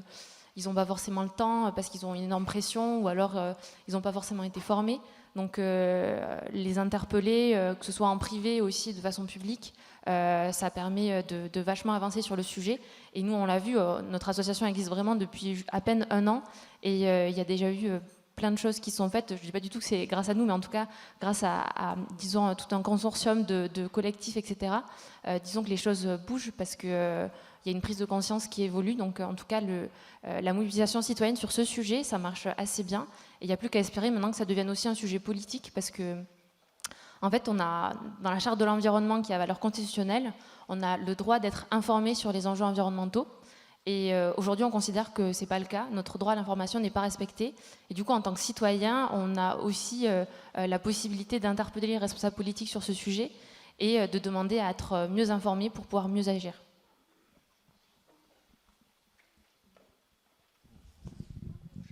On peut enchaîner les questions. Oui, ici. Ouais, une remarque que je trouve peut-être moins importante, et après j'enchaîne. Peut-être que j'ai mal vu, mais il me semblait que sur la première slide, il n'y avait pas de moi sur les photos, et du coup, je me demande si c'est pas un écueil et une autoroute pour s'infiltrer sur le dénialisme, du coup, de faire ce genre d'erreur. Je trouve ça dommage. Je suis là. Mais du coup, ce qui m'inquiète le plus, c'est que c'est super clivant, même dans la rhétorique bataille, la guerre de l'information. Alors autant qu'on fasse ça avec les élites qui produisent les contenus, parce qu'ils ont un agenda politique et économique, oui, bien sûr, il faut essayer d'aller contre ça, mais donc ça m'embête d'être l'avocat du diable, mais le diable, c'est beaucoup tous nos concitoyens, ou une grande partie de nos concitoyens qui ne sont pas dans la salle. Et du coup, est-ce qu'on se demande pourquoi ils pensent comme ça et pourquoi ils sont dans le déni? Donc ça, c'est d'ordre psy, moi j'y connais rien. Mais réfléchir à ça, je crois que Yuval Harari, Noah, parlait de ça, du complotisme au moment de l'assassinat de JFK, et qu'au final, il disait que le cerveau humain préfère penser que c'est un complot plutôt que ce soit possible que des choses aussi aléatoires arrivent. Et comme le changement climatique, c'est horrible. Et moi-même, je préférerais être climato-sceptique, je serais moins éco-anxieuse. Et du coup, comment on essaie d'accompagner ou de comprendre et d'être plutôt dans la compassion plutôt qu'un truc super clivant et report et bloqué et plus parler du coup. Je vais rebondir rapidement. Alors, je suis entièrement d'accord avec vous sur le fait que moi, j'aimerais que les climatistes optiques aient raison, parce que la seconde où ils ont raison, enfin, moi, demain, je prends le premier vol et je suis à Miami, donc ça, c'est la première des choses. Plus sérieusement, vous avez totalement raison sur le fait d'éviter d'être tout le temps clivant, etc. Là, on parlait, je pense qu'on vise, en tout cas, je ne sais pas si c'est le cas de David, mais moi, dans mes propos, je parle des personnes qui récupèrent la chose politiquement. Je ne parle pas des citoyens qui se posent des questions légitimes. Je parle de personnes comme Florian Philippot, comme Asselineau, comme Idriss Aberkan, comme Tatiana Ventose, etc., etc. C'est des personnes qui sont normalement informées et qui, en fait, font ça, récupèrent pour l'argent, pour le pouvoir, etc. Donc, moi, c'est ces personnes-là que j'attaque. Jamais je m'en prends à un citoyen. Si un citoyen a des questions légitimes, et ça peut être le cas, je veux dire, quand vous n'êtes pas informé correctement sur le changement climatique et ses conséquences, quand vous écoutez les politiques, vous pouvez effectivement penser qu'on en veut à vos libertés, etc. Ou en fait, quand on se rend compte qu'avec des canicules, on va se taper 50 degrés et que là, la liberté, ça ne va pas être la même, c'est différent. Mais l'approche, effectivement, j'en veux pas aux citoyens en fonction des discours politiques, fonction des pubs qu'on peut entendre, et y compris des pubs pour des livres climato-sceptiques dans le Figaro, etc. C'est pas aux citoyens, en tout cas moi directement, que je vise. Je vise les personnes qui font de la récupération politique, et là pour le coup, qui sont dénuées de morale, d'éthique, tout ce qu'on veut. Voilà. Je ne sais pas si ça répond à votre question. Mais... Oui, et aussi, il faut voir que le thème là, du réchauffement climatique, et on l'a vu aussi avec la pandémie, en fait, toute cette approche de déni fleurit aussi sur un terreau d'injustice sociale. Donc, c'est sûr que là, le terrain a été préparé avec la pandémie pour qu'il y ait du dénialisme climatique. On a vu le report en fait, des comptes et du militantisme. Et c'est vrai qu'en dehors donc, des leaders qui, eux, sont effectivement informés, qui font ça pour de la visibilité. Beaucoup de suiveurs sont aussi des gens qui sont un petit peu, d'une certaine manière, victimes du système. Et donc, là, pour le coup, effectivement, aller discuter avec ces personnes-là et élargir le cadre, ça marche et c'est toujours bien, ça marche très bien. Moi, j'ai déjà interagi avec des gens qui critiquaient notre étude d'un point de vue climato-dynamiste, et j'étais hyper content en fait qu'on interagisse directement. Mais c'était pas du tout les gens que Thomas bloque. C'est-à-dire que quand les gens qu'on bloque là, ou qu'il faut bloquer, c'est les gens qui cherchent par un militantisme très actif sur les réseaux non-stop et la diffusion des informations, d'acquérir de la visibilité. Et ceux-là, c'est pas des gens qui cherchent à être convaincus. Elpis, quand on lui montre quelque chose où il a tort, juste il va ailleurs, il va aller convaincre un autre et puis c'est fini.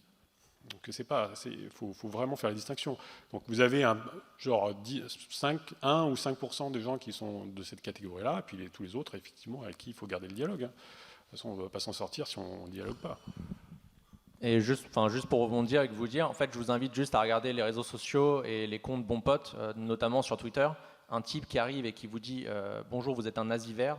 Je suis pas sûr qu'il soit dans le dialogue, en fait. Donc c'est vraiment là-dessus que j'insiste. C'est vraiment, je parle des personnes politiques et non des citoyens. Les citoyens, il y a notamment des personnes d'extrême droite qui viennent me parler. Je leur réponds parce qu'il faut parler à tout le monde. Et en fait, on respire le même air. Hein. On va se taper les mêmes canicules, inondations, etc. Donc je confirme qu'il faut absolument dialoguer avec tout le monde et pas nécessairement aller à des congrès de valeurs actuelles. Ça, c'est une petite nuance.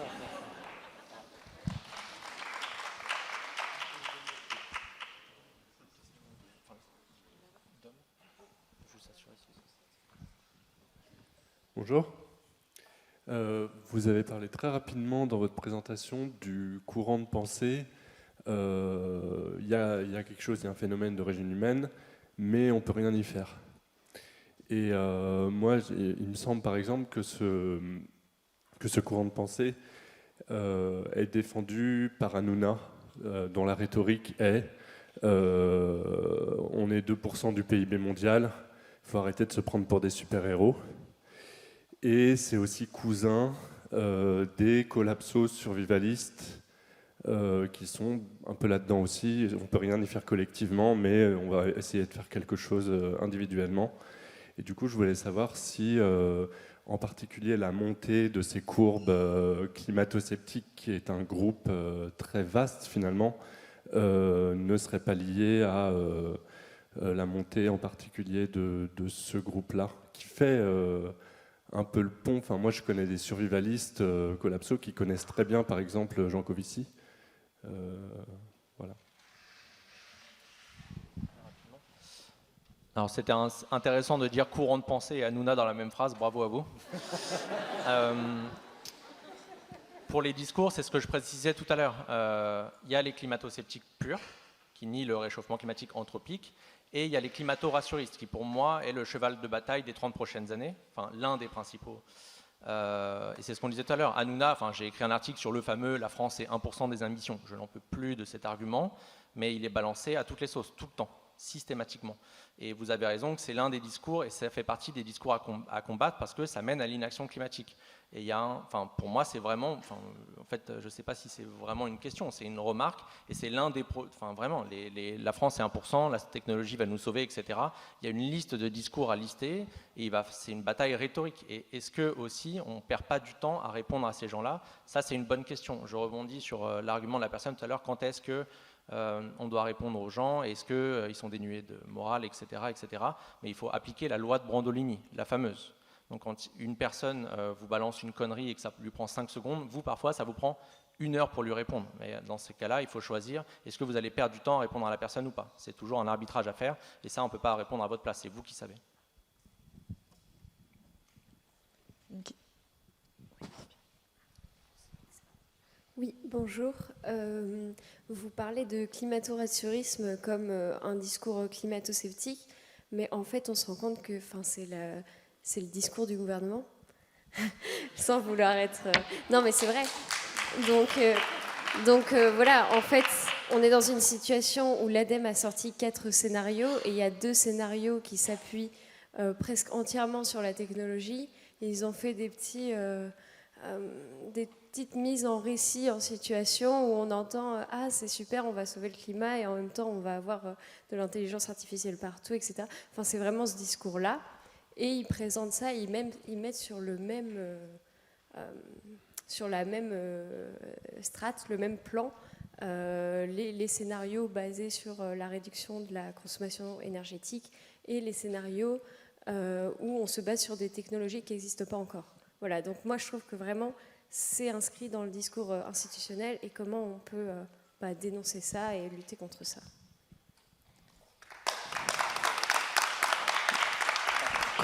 Comment on lutte contre la croissance verte, du coup? Oui, alors le constat est juste. Juste un premier peut-être contre-argument, c'est de dire que vous pouvez croire bien sûr au progrès, mais si vous ne financez pas la science, vous n'aurez pas de progrès. Et effectivement, en ce moment, ce qu'on constate, c'est qu'ils ne financent pas la science. Donc de toute façon, ce scénario n'arrivera pas, qu'il soit vrai ou faux, il n'arrivera pas.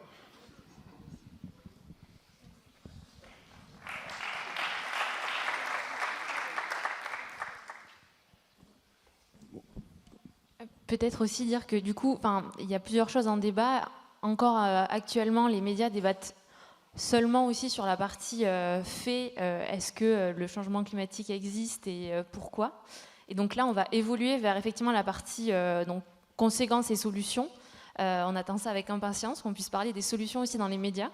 Et le problème, c'est qu'effectivement, on va avoir plein de solutions à évoquer. Ce sera des solutions, des débats en tout cas politiques. Et sauf qu'en fait, parmi toutes ces solutions, il y aura des solutions plus ou moins viables et des solutions aussi qui seront, disons, plébiscitées aussi par la communauté scientifique. Et donc, il ne faudra pas se tromper de solution, justement. Donc, c'est là où je rejoins ce que vous dites sur la partie technosolutionnisme, croissance verte, etc. Ça risque d'être aussi déguisé sous forme de choix politiques. Et en fait, ce ne sera pas forcément des choix politiques, puisqu'il y aura toute une partie de est-ce que scientifiquement, est-ce que concrètement, au niveau des limites planétaires, c'est faisable? Est-ce qu'on peut vraiment débattre de ces solutions? Ou est-ce qu'il faut débattre d'autres solutions? Donc là, quelque part, le débat, il va évoluer vers justement ce choix des solutions. Et l'idéal, ce serait de pouvoir avoir en tout cas des journalistes formés qui puissent aussi avoir une certaine rhétorique face aux responsables politiques qui proposeront sans doute des choses qui seront peut-être pas viables ou pas, disons, plébiscitées par le GIEC ou en tout cas la communauté scientifique. Et donc voilà, il y aura peut-être, comme disait Thomas, dans les prochaines années, justement, un nouveau combat à mener. Ce sera plus forcément le climato-scepticisme pur, mais justement, effectivement, ce décalage-là vers des solutions qui sont des fausses solutions, finalement, et de la maladaptation. Oui, et plus sérieusement aussi, un argument aussi contre cette approche technosolutionniste, c'est de dire que de toute façon, même si on croit en la technique, rien n'est sûr. Le sida, depuis les années 80, la pandémie existe, on n'a pas de vaccin. Le cancer, c'est pareil, on ne sait toujours pas soigner. Donc là, on est dans un processus où chaque décennie engage des processus irréversibles. Et donc c'est juste non rationnel de se dire qu'on va peut-être trouver à temps une solution. Alors, il y a des choses à faire maintenant, il faut les faire maintenant. Vous ne mettez pas votre enfant dans un bateau en train de couler en disant il va grandir, il va trouver le moyen de... Ne vous inquiétez pas. Donc le technosolutionnisme, juste, c'est débile. Il faut y aller, mais c'est débile. Bonjour. Une question supplémentaire pour revenir encore sur les débats sur les réseaux sociaux, parce que quand je vous écoute, vous parlez du fait qu'il ne faut pas faire monter les clics de ces comptes. Et Thomas, tu as parlé du fait que tu as bloqué ce compte et pourtant qu'il y a une visibilité de fou. Et je me demande si c'est pas, avec la logique de Brandolini, si c'est pas un peu abandonner un terrain qui pourtant est clé quand on écoute ce qu'a dit Swan hier sur le fait que finalement c'est là où il y a une majorité de gens qui sont ailleurs et pas dans le débat politique. Et en fait, bêtement, je me pose la question... On a vu dans les statistiques que finalement, ils sont minoritaires, les gens qui pensent comme ça, et nous, on est majoritaires, mine de rien. On est très nombreux ici. Pourquoi ce n'est pas notre affaire à tous d'inonder les réseaux sociaux et pas aller de se battre pour convaincre justement cette personne, on ne va jamais y arriver, mais pour que sur chacun de ces posts, il y ait des centaines de nos commentaires qui rappellent les faits et justement pour un peu contrebalancer ça. Sincèrement, c'est pas efficace. J'ai vraiment un peu tout testé de savoir qu'est-ce qu'il fallait faire avec ces comptes. Ils s'en foutent littéralement. Et en fait, les personnes vont regarder le tweet principal, donc le message principal, et n'iront pas forcément lire tous les commentaires. Et surtout que Elpis ajuste ses stratégies, c'est ce qu'expliquait David tout à l'heure. Parfois, il met des études scientifiques, bon, les trucs ont 30 ans, il raconte n'importe quoi littéralement tout le temps, il fait du cherry picking à gogo, et d'un coup, il va mettre des messages simplistes, etc. Donc c'est vraiment quelqu'un ou un collectif qui est plutôt vicieux. Il ne faut pas s'attendre du tout, ni au dialogue, etc. Et je pense là, empiriquement, ce que je constate, c'est qu'il continue à déblatérer des conneries et que son compte est passé de 1000 à plus de 20 000 followers. Donc vraiment, mon angle, et c'est ce que je rappelle aux scientifiques avec qui j'échange, il faut le bloquer. Et effectivement, en revanche, nos messages, là ici tout le monde, et le pouvoir du citoyen, c'est de faire grossir les comptes et de relayer les messages de journalistes, d'activistes, etc., qui font le boulot. Et il y en a en France. Thomas Bayetto à France Info, Audrey Garrick au Monde, Cota Climat fait un très bon travail. David, il est un petit peu moins présent sur les réseaux sociaux, mais son étude est géniale. Bon pote, il fait un travail, c'est pas trop mal, il faut le partager. Bon, en fait, il y a des gens qui font vraiment du... Enfin, Paloma Moritz, Saloma Saké, enfin, je peux en citer, voilà. Si vous appréciez leur travail, ça ne prend pas beaucoup de temps, mais on peut contrecarrer les choses. Et ça marche. Je vais prendre l'exemple de LinkedIn, qui est la terre du greenwashing. Ça a changé. Il y a 3 ans, LinkedIn, déjà Jean-Marc avec 20 000 followers, aujourd'hui il en a plus de 800 000. Donc le climat commence à être quand même un sujet ici, avec Team ou Time for the Planet. Moi j'étais encore anonyme, aujourd'hui sur LinkedIn, quand je vais envoyer un message gentil à quelqu'un qui fait un peu de greenwashing, c'est pas mal repris. Donc ça marche. Et il y a certaines entreprises, moi j'ai eu certaines échos de responsables RSE de grands groupes qui font attention à leur communication pour ne pas se faire allumer. Donc en fait, c'est pas très engageant de mettre un petit like discrètement, ça coûte pas grand-chose, et en revanche, ça pèse. Et ça pèse de façon, là, en l'occurrence, ils font attention au greenwashing. Mais on va le rappeler, on parle des réseaux sociaux, mais c'est comme ça aussi dans la vraie vie. Mais il va falloir un peu que tout le monde se bouge, chacun fonction de ses moyens. Mais je veux dire, moi j'ai des personnes qui m'écrivent en privé sur LinkedIn pour me dire « Vous avez vu ce post, moi je ne peux pas commenter parce que j'aurais peur, etc. » Je veux dire, la carrière, on est en train de flinguer le vivant là. Donc, je veux dire, il n'y a aucune carrière qui est plus importante que notre combat en fait, vraiment. Donc, il ne faut pas hésiter, il faut se lancer.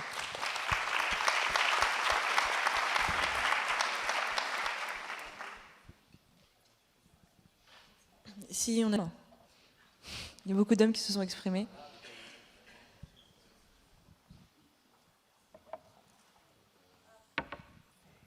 Bien que je ne dénigre pas. Hein. Il y en a une. Il y en a 2.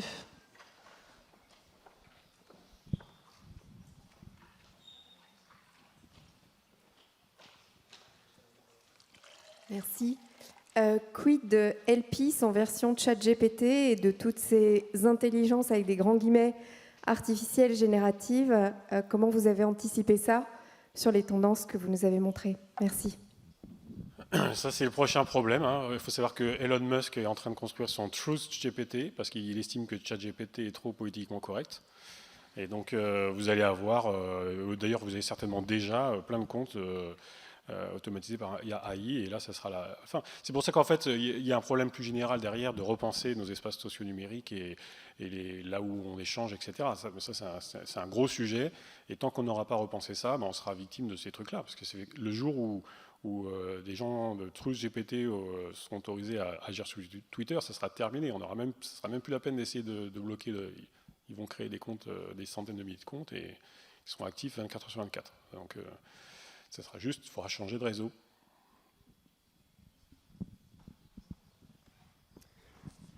Oui, vous avez parlé donc de faire grossir les comptes des pro-climat dans cette bataille d'influence, et que donc ça avait une importance. On a vu qu'il y avait 10 à 30% des gens qui étaient pro et qui étaient persuadés qu'il fallait agir, qu'il y avait 10 à 30% des gens qui étaient persuadés qu'il fallait rien faire. Et donc ces deux groupes se confrontent et peut-être se retrouvent dans une impasse, dans une confrontation. Et puis il y a tout le reste des gens, donc entre 80 et 40% de la population, qui se sent, qui sait que le climat est un sujet, mais qui ne se sent pas concerné par ce sujet au quotidien. Est-ce que nous, au-delà de faire grossir les comptes pro-climat, il n'y a pas aussi un rôle à jouer dans aller toucher ces gens-là? Et donc moi, je pense notamment à tous les influenceurs. Si on prend, je ne sais pas, les 30 premiers influenceurs sur les Instagram, TikTok, que sais-je, qui vont toucher des millions de jeunes. Et est-ce qu'il n'y a pas quelque chose à réfléchir en disant, est-ce que nous, on ne peut pas toucher ces Instagrammeurs, je ne sais pas, leur proposer un séminaire de 3 jours avec Janco sur les limites planétaires et sur la double contrainte énergie-climat, pour aller parler à des gens qui aujourd'hui n'écoutent pas ce sujet, mais qui pourraient rentrer dans leur quotidien. C'est une bonne question, mais c'est en train d'être fait en fait. Il y a pas mal d'influenceurs qui commencent à prendre mesure des choses, donc ça discute beaucoup en off, des gens qui ont des centaines de milliers de followers et qui s'y mettent. Je crois qu'il y a Swan Périssé qui est intervenue ici hier. Elle a 300 000 followers sur Instagram. Je sais que beaucoup de comiques aujourd'hui, allez écouter un spectacle de comique, un one-man show ou un one-woman show, le sujet du climat est systématiquement évoqué. Tourner en dérision, etc., et tant mieux, mais ça commence à devenir un peu mainstream. Et concernant les influenceurs, ça commence à être le sujet. Je sais qu'il y a Charlotte Lemay aussi, qui est mannequin, et elle est en train de créer des events tous les 2 ou 3 mois où elle invite des influenceurs pour qu'ils puissent se former sur les limites planétaires, sur les rapports de synthèse du GIEC, etc. Donc c'est vraiment quelque chose qui est déjà en train d'être fait. Et moi, après, ce que je fais systématiquement depuis 2 ou 3 ans, j'interpelle certains qui, racontent n'importe quoi de temps en temps, 2, qui proposent encore des voyages en avion, qui offrent, 2 billets pour partir à Bali, etc. Enfin, je veux dire, en 2023, ça ne devrait plus exister, ce genre de choses. Donc après, il y a comment tu abordes ces personnes-là. Soit tu essayes en privé, et moi, je recommande tout le temps et systématiquement d'intervenir en privé, d'essayer d'interpeller ces personnes-là et de leur expliquer pourquoi, etc. Après, c'est à vous de trouver les angles. Après, il y a des gens qui n'en ont rien à faire et là, il faut les allumer. Enfin, moi, typiquement, Mbappé qui nous fait un coup de jet privé entre Paris et Lille, il ne faut pas laisser passer ça, en fait. Et d'ailleurs, ça ne passe plus. C'est ce que j'expliquais il y a 2 heures. Il y a 2 ans, moi, je prenais des menaces de mort quand j'ai dit, oui, peut-être le sport, la neutralité carbone, tout ça. C'est là que j'ai pris mes premières menaces de mort. Aujourd'hui, quand c'était en août 2022, si j'ai bonne mémoire, en août ou je sais plus, c'était à l'été 2022 si j'ai bonne mémoire, où justement ils ont fait un Paris-Lille en jet privé. Ça a allumé sur les réseaux sociaux. Même les journalistes sportifs s'y sont mis. Et ils ont été de notre côté, ce qui est hyper rare, en seulement 2 ans. Donc ça bouge quand même. Donc, c'était une bonne nouvelle pour une fois, donc je suis content de l'annoncer.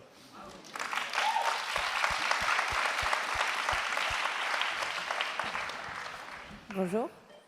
Je me suis fait la réflexion récemment que je trouvais que les médias traditionnels faisaient peu lien entre les catastrophes naturelles et le réchauffement climatique, les émissions carbone, etc., ce qui contribuait à rendre peut-être peu tangible ce qui était en train de se passer et à minimiser le danger. Est-ce que c'est une analyse que vous partagez et aussi pourquoi ?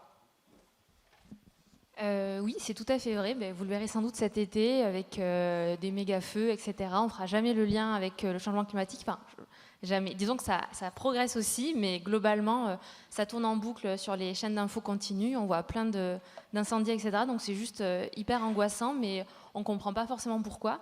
Disons que nous, on fait le lien naturellement avec le fait que c'est dû au changement climatique.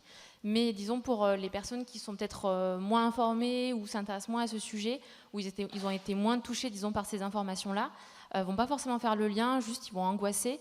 Et généralement, c'est jamais lié après avec un débat sur quelles sont les conséquences, bien comprendre de quoi il s'agit, et aussi les solutions. Et du coup, ça c'est tout à fait vrai, c'est un réel problème. Généralement, on parle d'un fait sans expliquer après. Et du coup, ça continue à perpétrer, disons, l'inaction, l'incompréhension, etc. Tout à fait. Juste pour rebondir, encore une bonne nouvelle. L'été dernier, il y a eu un cas qui a été intéressant parce qu'il y a eu des canicules et qui ont été illustrées par des femmes en maillot de bain. Et je crois que Libération a fait ça et ils se sont fait allumer par certains lectrices et lecteurs et ils ont fait un mea culpa. En disant oui effectivement c'est pas normal, etc. Et ils ont ajusté le tir. Donc encore une fois, en fait, en tant que citoyen, on a quand même un pouvoir d'influence et d'interpeller parce que eux, ça leur fait pas du bien au niveau de la réputation de faire ça. Donc ça c'est la première des choses. Et effectivement le lien n'est pas fait. Tout l'été dernier, c'était une horreur, il y avait canicule sur canicule, méga feu, etc. Le lien n'est pas fait entre les événements et, en tout cas, les énergies fossiles, la consommation, et ensuite tout le pan des solutions. Ça, c'est pas fait, et c'est d'ailleurs pour ça qu'on a proposé, il y avait Christophe Cassou qui a un peu lancé le mouvement et qu'on a repris, de nommer les canicules. Ça a été repris d'ailleurs à l'Assemblée nationale par une députée. Typiquement, la première canicule là, qui arrive cet été, on devrait l'appeler Total 1. La deuxième, tu l'appelles Gazprom 2, la troisième, Exxon 3. En fait, peut-être les gens ils vont se dire « Ah ouais, il y a peut-être un lien, tu vois. »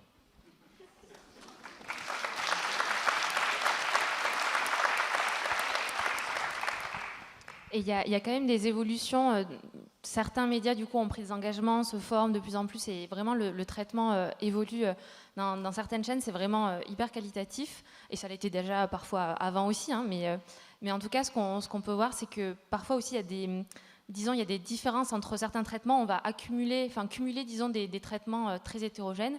Par exemple, France Télévisions, qui a pris notamment des engagements il y a un an, qui globalement a un traitement médiatique qualitatif, a sorti lors d'un JT donc, un premier reportage sur les sécheresses historiques, qui faisait le lien en plus avec le changement climatique, donc c'était super.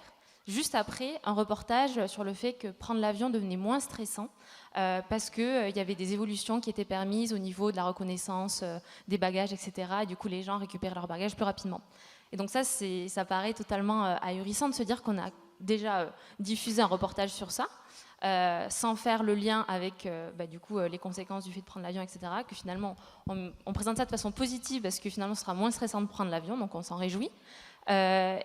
Juste après, finalement, avoir parlé de sécheresse historique qui nous impacte d'un point de vue économique, sanitaire, etc. Et peut-être, je voulais également rebondir avec l'autre question qui avait été posée sur le fait de toucher aussi d'autres personnes qui ne sont pas forcément climato-sceptiques ou alors déjà hyper convaincues sur le changement climatique. Donc toucher les personnes qui ne sont pas encore dans la niche, disons, de convaincus. Sur ça, c'est hyper important. Nous, on nous dit souvent... quand on va voir des journalistes, qu'on essaie de discuter du coup avec les rédactions, qu'en fait le changement climatique ça n'intéresse pas et que du coup ça fait pas de clic. Et donc finalement les médias c'est compliqué pour eux de traiter du sujet parce qu'ils ont aussi un modèle économique à faire tourner, etc. Et du coup ils peuvent pas finalement en traiter ou alors traiter un petit peu mais pas autant qu'ils le souhaiteraient. Et du coup, c'est quand même assez compliqué de se dire comment on va toucher finalement ceux qui ne sont pas intéressés, qui ne vont pas directement voir ce type de contenu. Et il y a vraiment un sujet de transversalité, notamment effectivement avec des influenceurs qui ne sont pas forcément des influenceurs climat du coup, mais qui sont des influenceurs plus généralistes sur d'autres sujets, etc., qui commencent aussi à intégrer, à disséminer, disons, des liens, des informations sur ce sujet. Et c'est pareil pour les médias. En fait, on le voit très bien dans nos entourages. Enfin, moi, je sais que dès que je vais sur disons, un média, je vais direct sur la rubrique planète ou environnement. Ce type de choses, idéalement, ne devrait plus exister et ça devrait être disséminé dans toutes les rubriques. C'est-à-dire qu'une personne qui a le réflexe d'aller tout le temps voir la rubrique économie ou la rubrique santé ou la rubrique politique devrait pouvoir avoir également, en allant sur ces rubriques-là, des informations liées avec les enjeux environnementaux. Parce que finalement, quand il y a un article qui dit, je ne sais pas, la Banque européenne simule des stress tests et évalue à 10% de moins de PIB d'ici 2100 dû au changement climatique, c'est quelque chose de massif. Enfin, on risque d'aller vers une récession à cause du changement climatique. Finalement, ça, ce sera juste répertorié dans la rubrique environnement. Donc ceux qui sont intéressés et inquiets par ce sujet vont juste être encore plus inquiets finalement, mais encore plus informés. Et les personnes qui s'intéressent à l'économie ne vont pas avoir accès à ce type d'infos. Du coup, il y a vraiment un enjeu de disséminer ça partout où on le peut.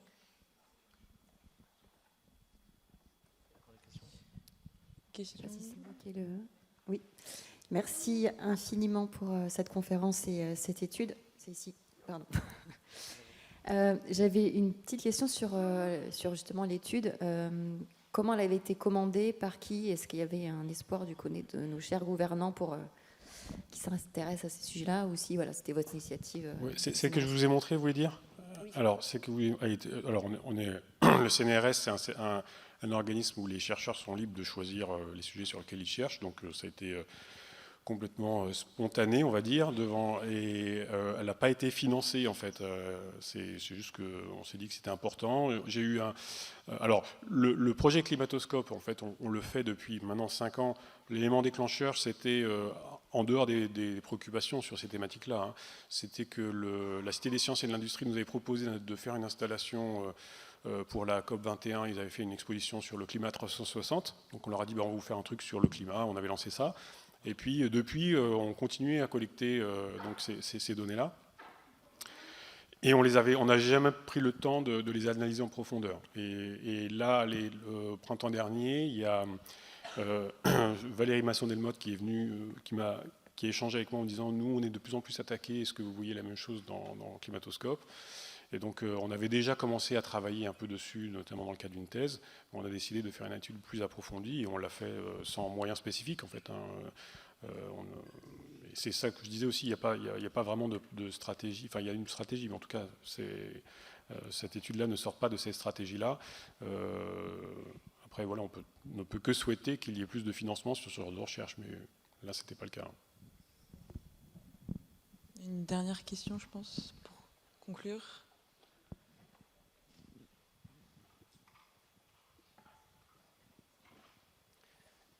Je vous remercie. Moi, je trouve que je ne vais pas m'attaquer aux adversaires en face. Ce qui m'intéresse, c'est le ventre mou qui est entre deux. Et essayer de trouver des arguments d'autorité pour essayer, dans la bataille qui va, dans le combat, de peut-être ramener vers nous un certain nombre de gens qui sont entre deux. Voilà.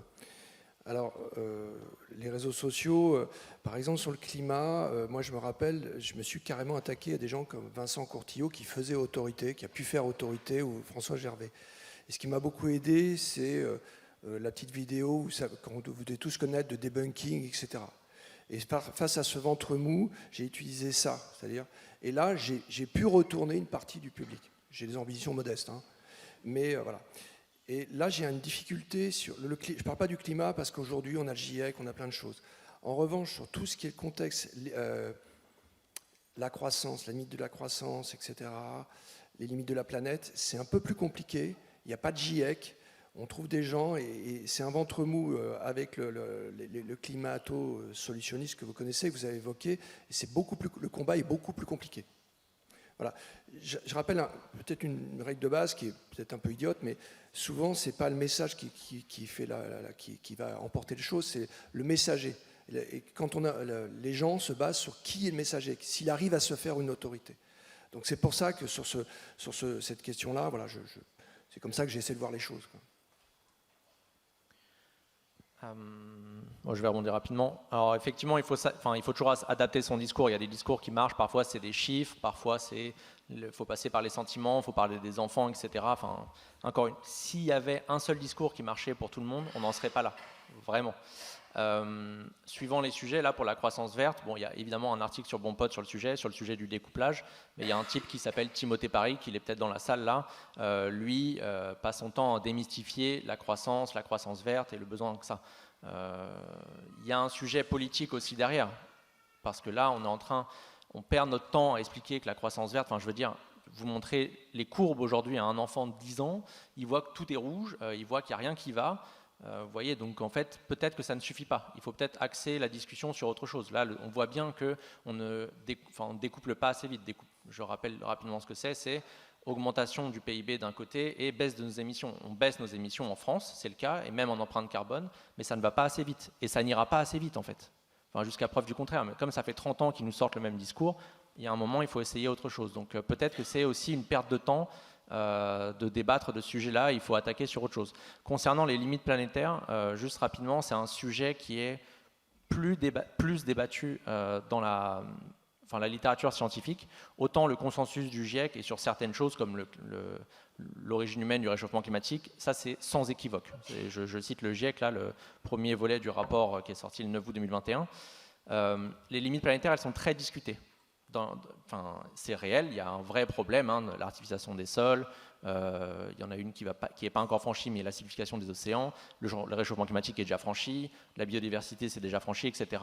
Mais les seuils, etc., c'est des choses qui sont discutées, donc il faut ça, et puis ça c'est pas vraiment très connu, donc peut-être que c'est pas forcément un très bon angle d'approche. En revanche, au lieu de parler de ces limites-là, si vous parlez de biodiversité, vous pouvez parler typiquement des oiseaux des champs. Il y a une étude qui vient de sortir récemment pour montrer qu'en Europe, je ne sais plus si c'est 25 à 60 ou 40% de disparition en 30 ans des oiseaux des champs. Enfin, je veux dire, voilà, ça parle concrètement, plutôt que de parler des limites planétaires.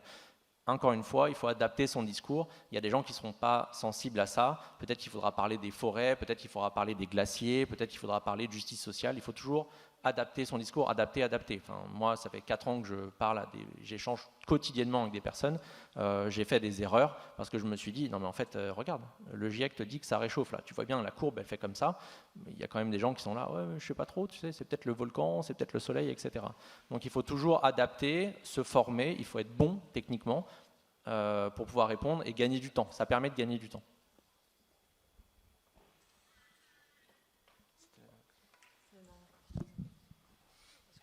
On peut en prendre une dernière.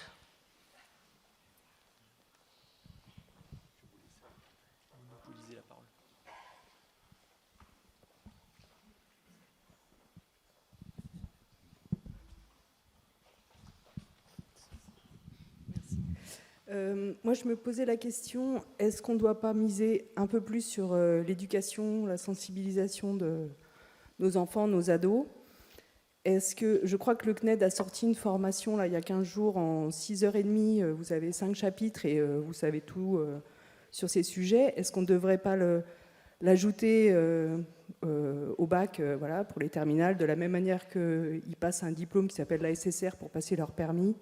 Est-ce qu'ils ne devraient pas avoir les 5 badges du CNED pour avoir une carte d'électeur, par exemple?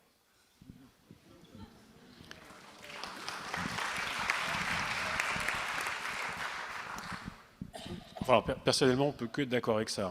Un des gros problèmes, c'est l'éducation, le manque de culture, notamment scientifique.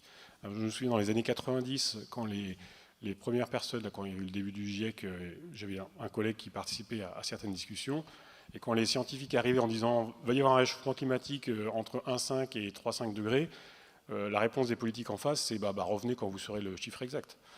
Donc en fait c'est ça le problème, c'est qu'on ne comprend pas qu'il ne s'agit pas de prédire de manière déterministe, mais c'est qu'on prédit en probabilité, c'est-à-dire on prédit des scénarios et des probabilités de scénarios. On ne comprend pas, il y a des choses de base, même des règles de 3, parfois les gens ne savent pas les appliquer. Donc il y a une culture scientifique, après une culture sur la question du réchauffement climatique, et tout ça c'est vraiment indispensable si on veut arriver à traiter les sujets de demain, parce que sinon il y aura toujours un pourcentage très fort de la population qui pourra se faire emberlificoter par n'importe qui racontera dans les volcans, la variation, etc. etc. Donc quelqu'un qu'on dit ouais, c'est 0,04% du CO2 dans l'atmosphère, donc c'est pas possible que ça soit à cause du réchauffement climatique. Il y a plein de gens qui gobent ce truc-là.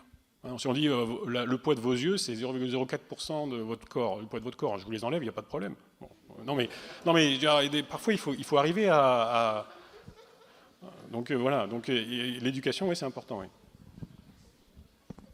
Et puis au-delà d'éduquer aussi les enfants, disons, il y a aussi faire justement ce qui est la formation continue. Parce que tout ce qui est les responsables politiques typiquement, ou alors les journalistes, encore une fois, ou n'importe qui, des cadres dirigeants, etc., ont besoin d'être formés dès maintenant, parce qu'on ne peut pas attendre en fait que les enfants d'aujourd'hui deviennent les cadres, les députés, les sénateurs, etc. de demain. Et du coup, il y a un enjeu à les former dès maintenant et à massifier tout ça. Surtout que le temps aussi que ces enfants-là votent, enfin bref, ça risque de prendre beaucoup de temps. Mais du coup, il faut agir sur tous ces leviers-là, rendre ça effectivement obligatoire dans le tronc commun, le mettre aussi au niveau de l'enseignement supérieur, l'inclure dans les entreprises, l'obliger aussi, rendre peut-être, permettre aux personnes d'être éligibles à partir du moment où elles sont formées à ces enjeux, etc. quoi. Oui, juste pour finir, évidemment, alors la formation est très bien, ça s'appelle le B.A.B.A. du climat et de la biodiversité. Je l'ai même rajouté dans un... Vraiment très bien, en 6 heures, c'est vraiment bien fait. Je vous invite à la regarder et à la suivre. Évidemment que l'éducation est primordiale, sinon je ferai un autre métier. Donc évacuons cette remarque. Je suis entièrement d'accord. En revanche, évidemment, ça ne suffit pas. Je vais prendre l'exemple des jets privés. On sait scientifiquement parlant qu'un type qui fait un aller-retour en jet privé, disons un Paris-Nice, il éclate son budget carbone à l'année. On le sait. Et ce n'est pas une inconnue. Et le pouvoir politique le sait. Clément Beaune, Emmanuel Macron, ils le savent. Mais en fait, ils sont éduqués. Ce n'est pas un manque d'éducation, c'est juste un manque de courage politique ou d'intérêt financier ou intérêt de pouvoir, etc. Donc il faut aussi prendre ça en compte. Vraiment insister là-dessus. Savoir, c'est bien, mais ça ne suffit pas. Il faut se battre politiquement pour faire avancer les choses. C'est pareil pour la chasse. Même à 80% de Français qui sont contre pour la chasse le week-end, Emmanuel Macron, il a dit 80%, ça ne suffit pas. Il a dit non, c'est mort. Et donc il a dit on ne bouge pas. Donc il faut continuer à se battre politiquement et ne pas croire que le simple fait de savoir va faire bouger les choses. Voilà. Merci.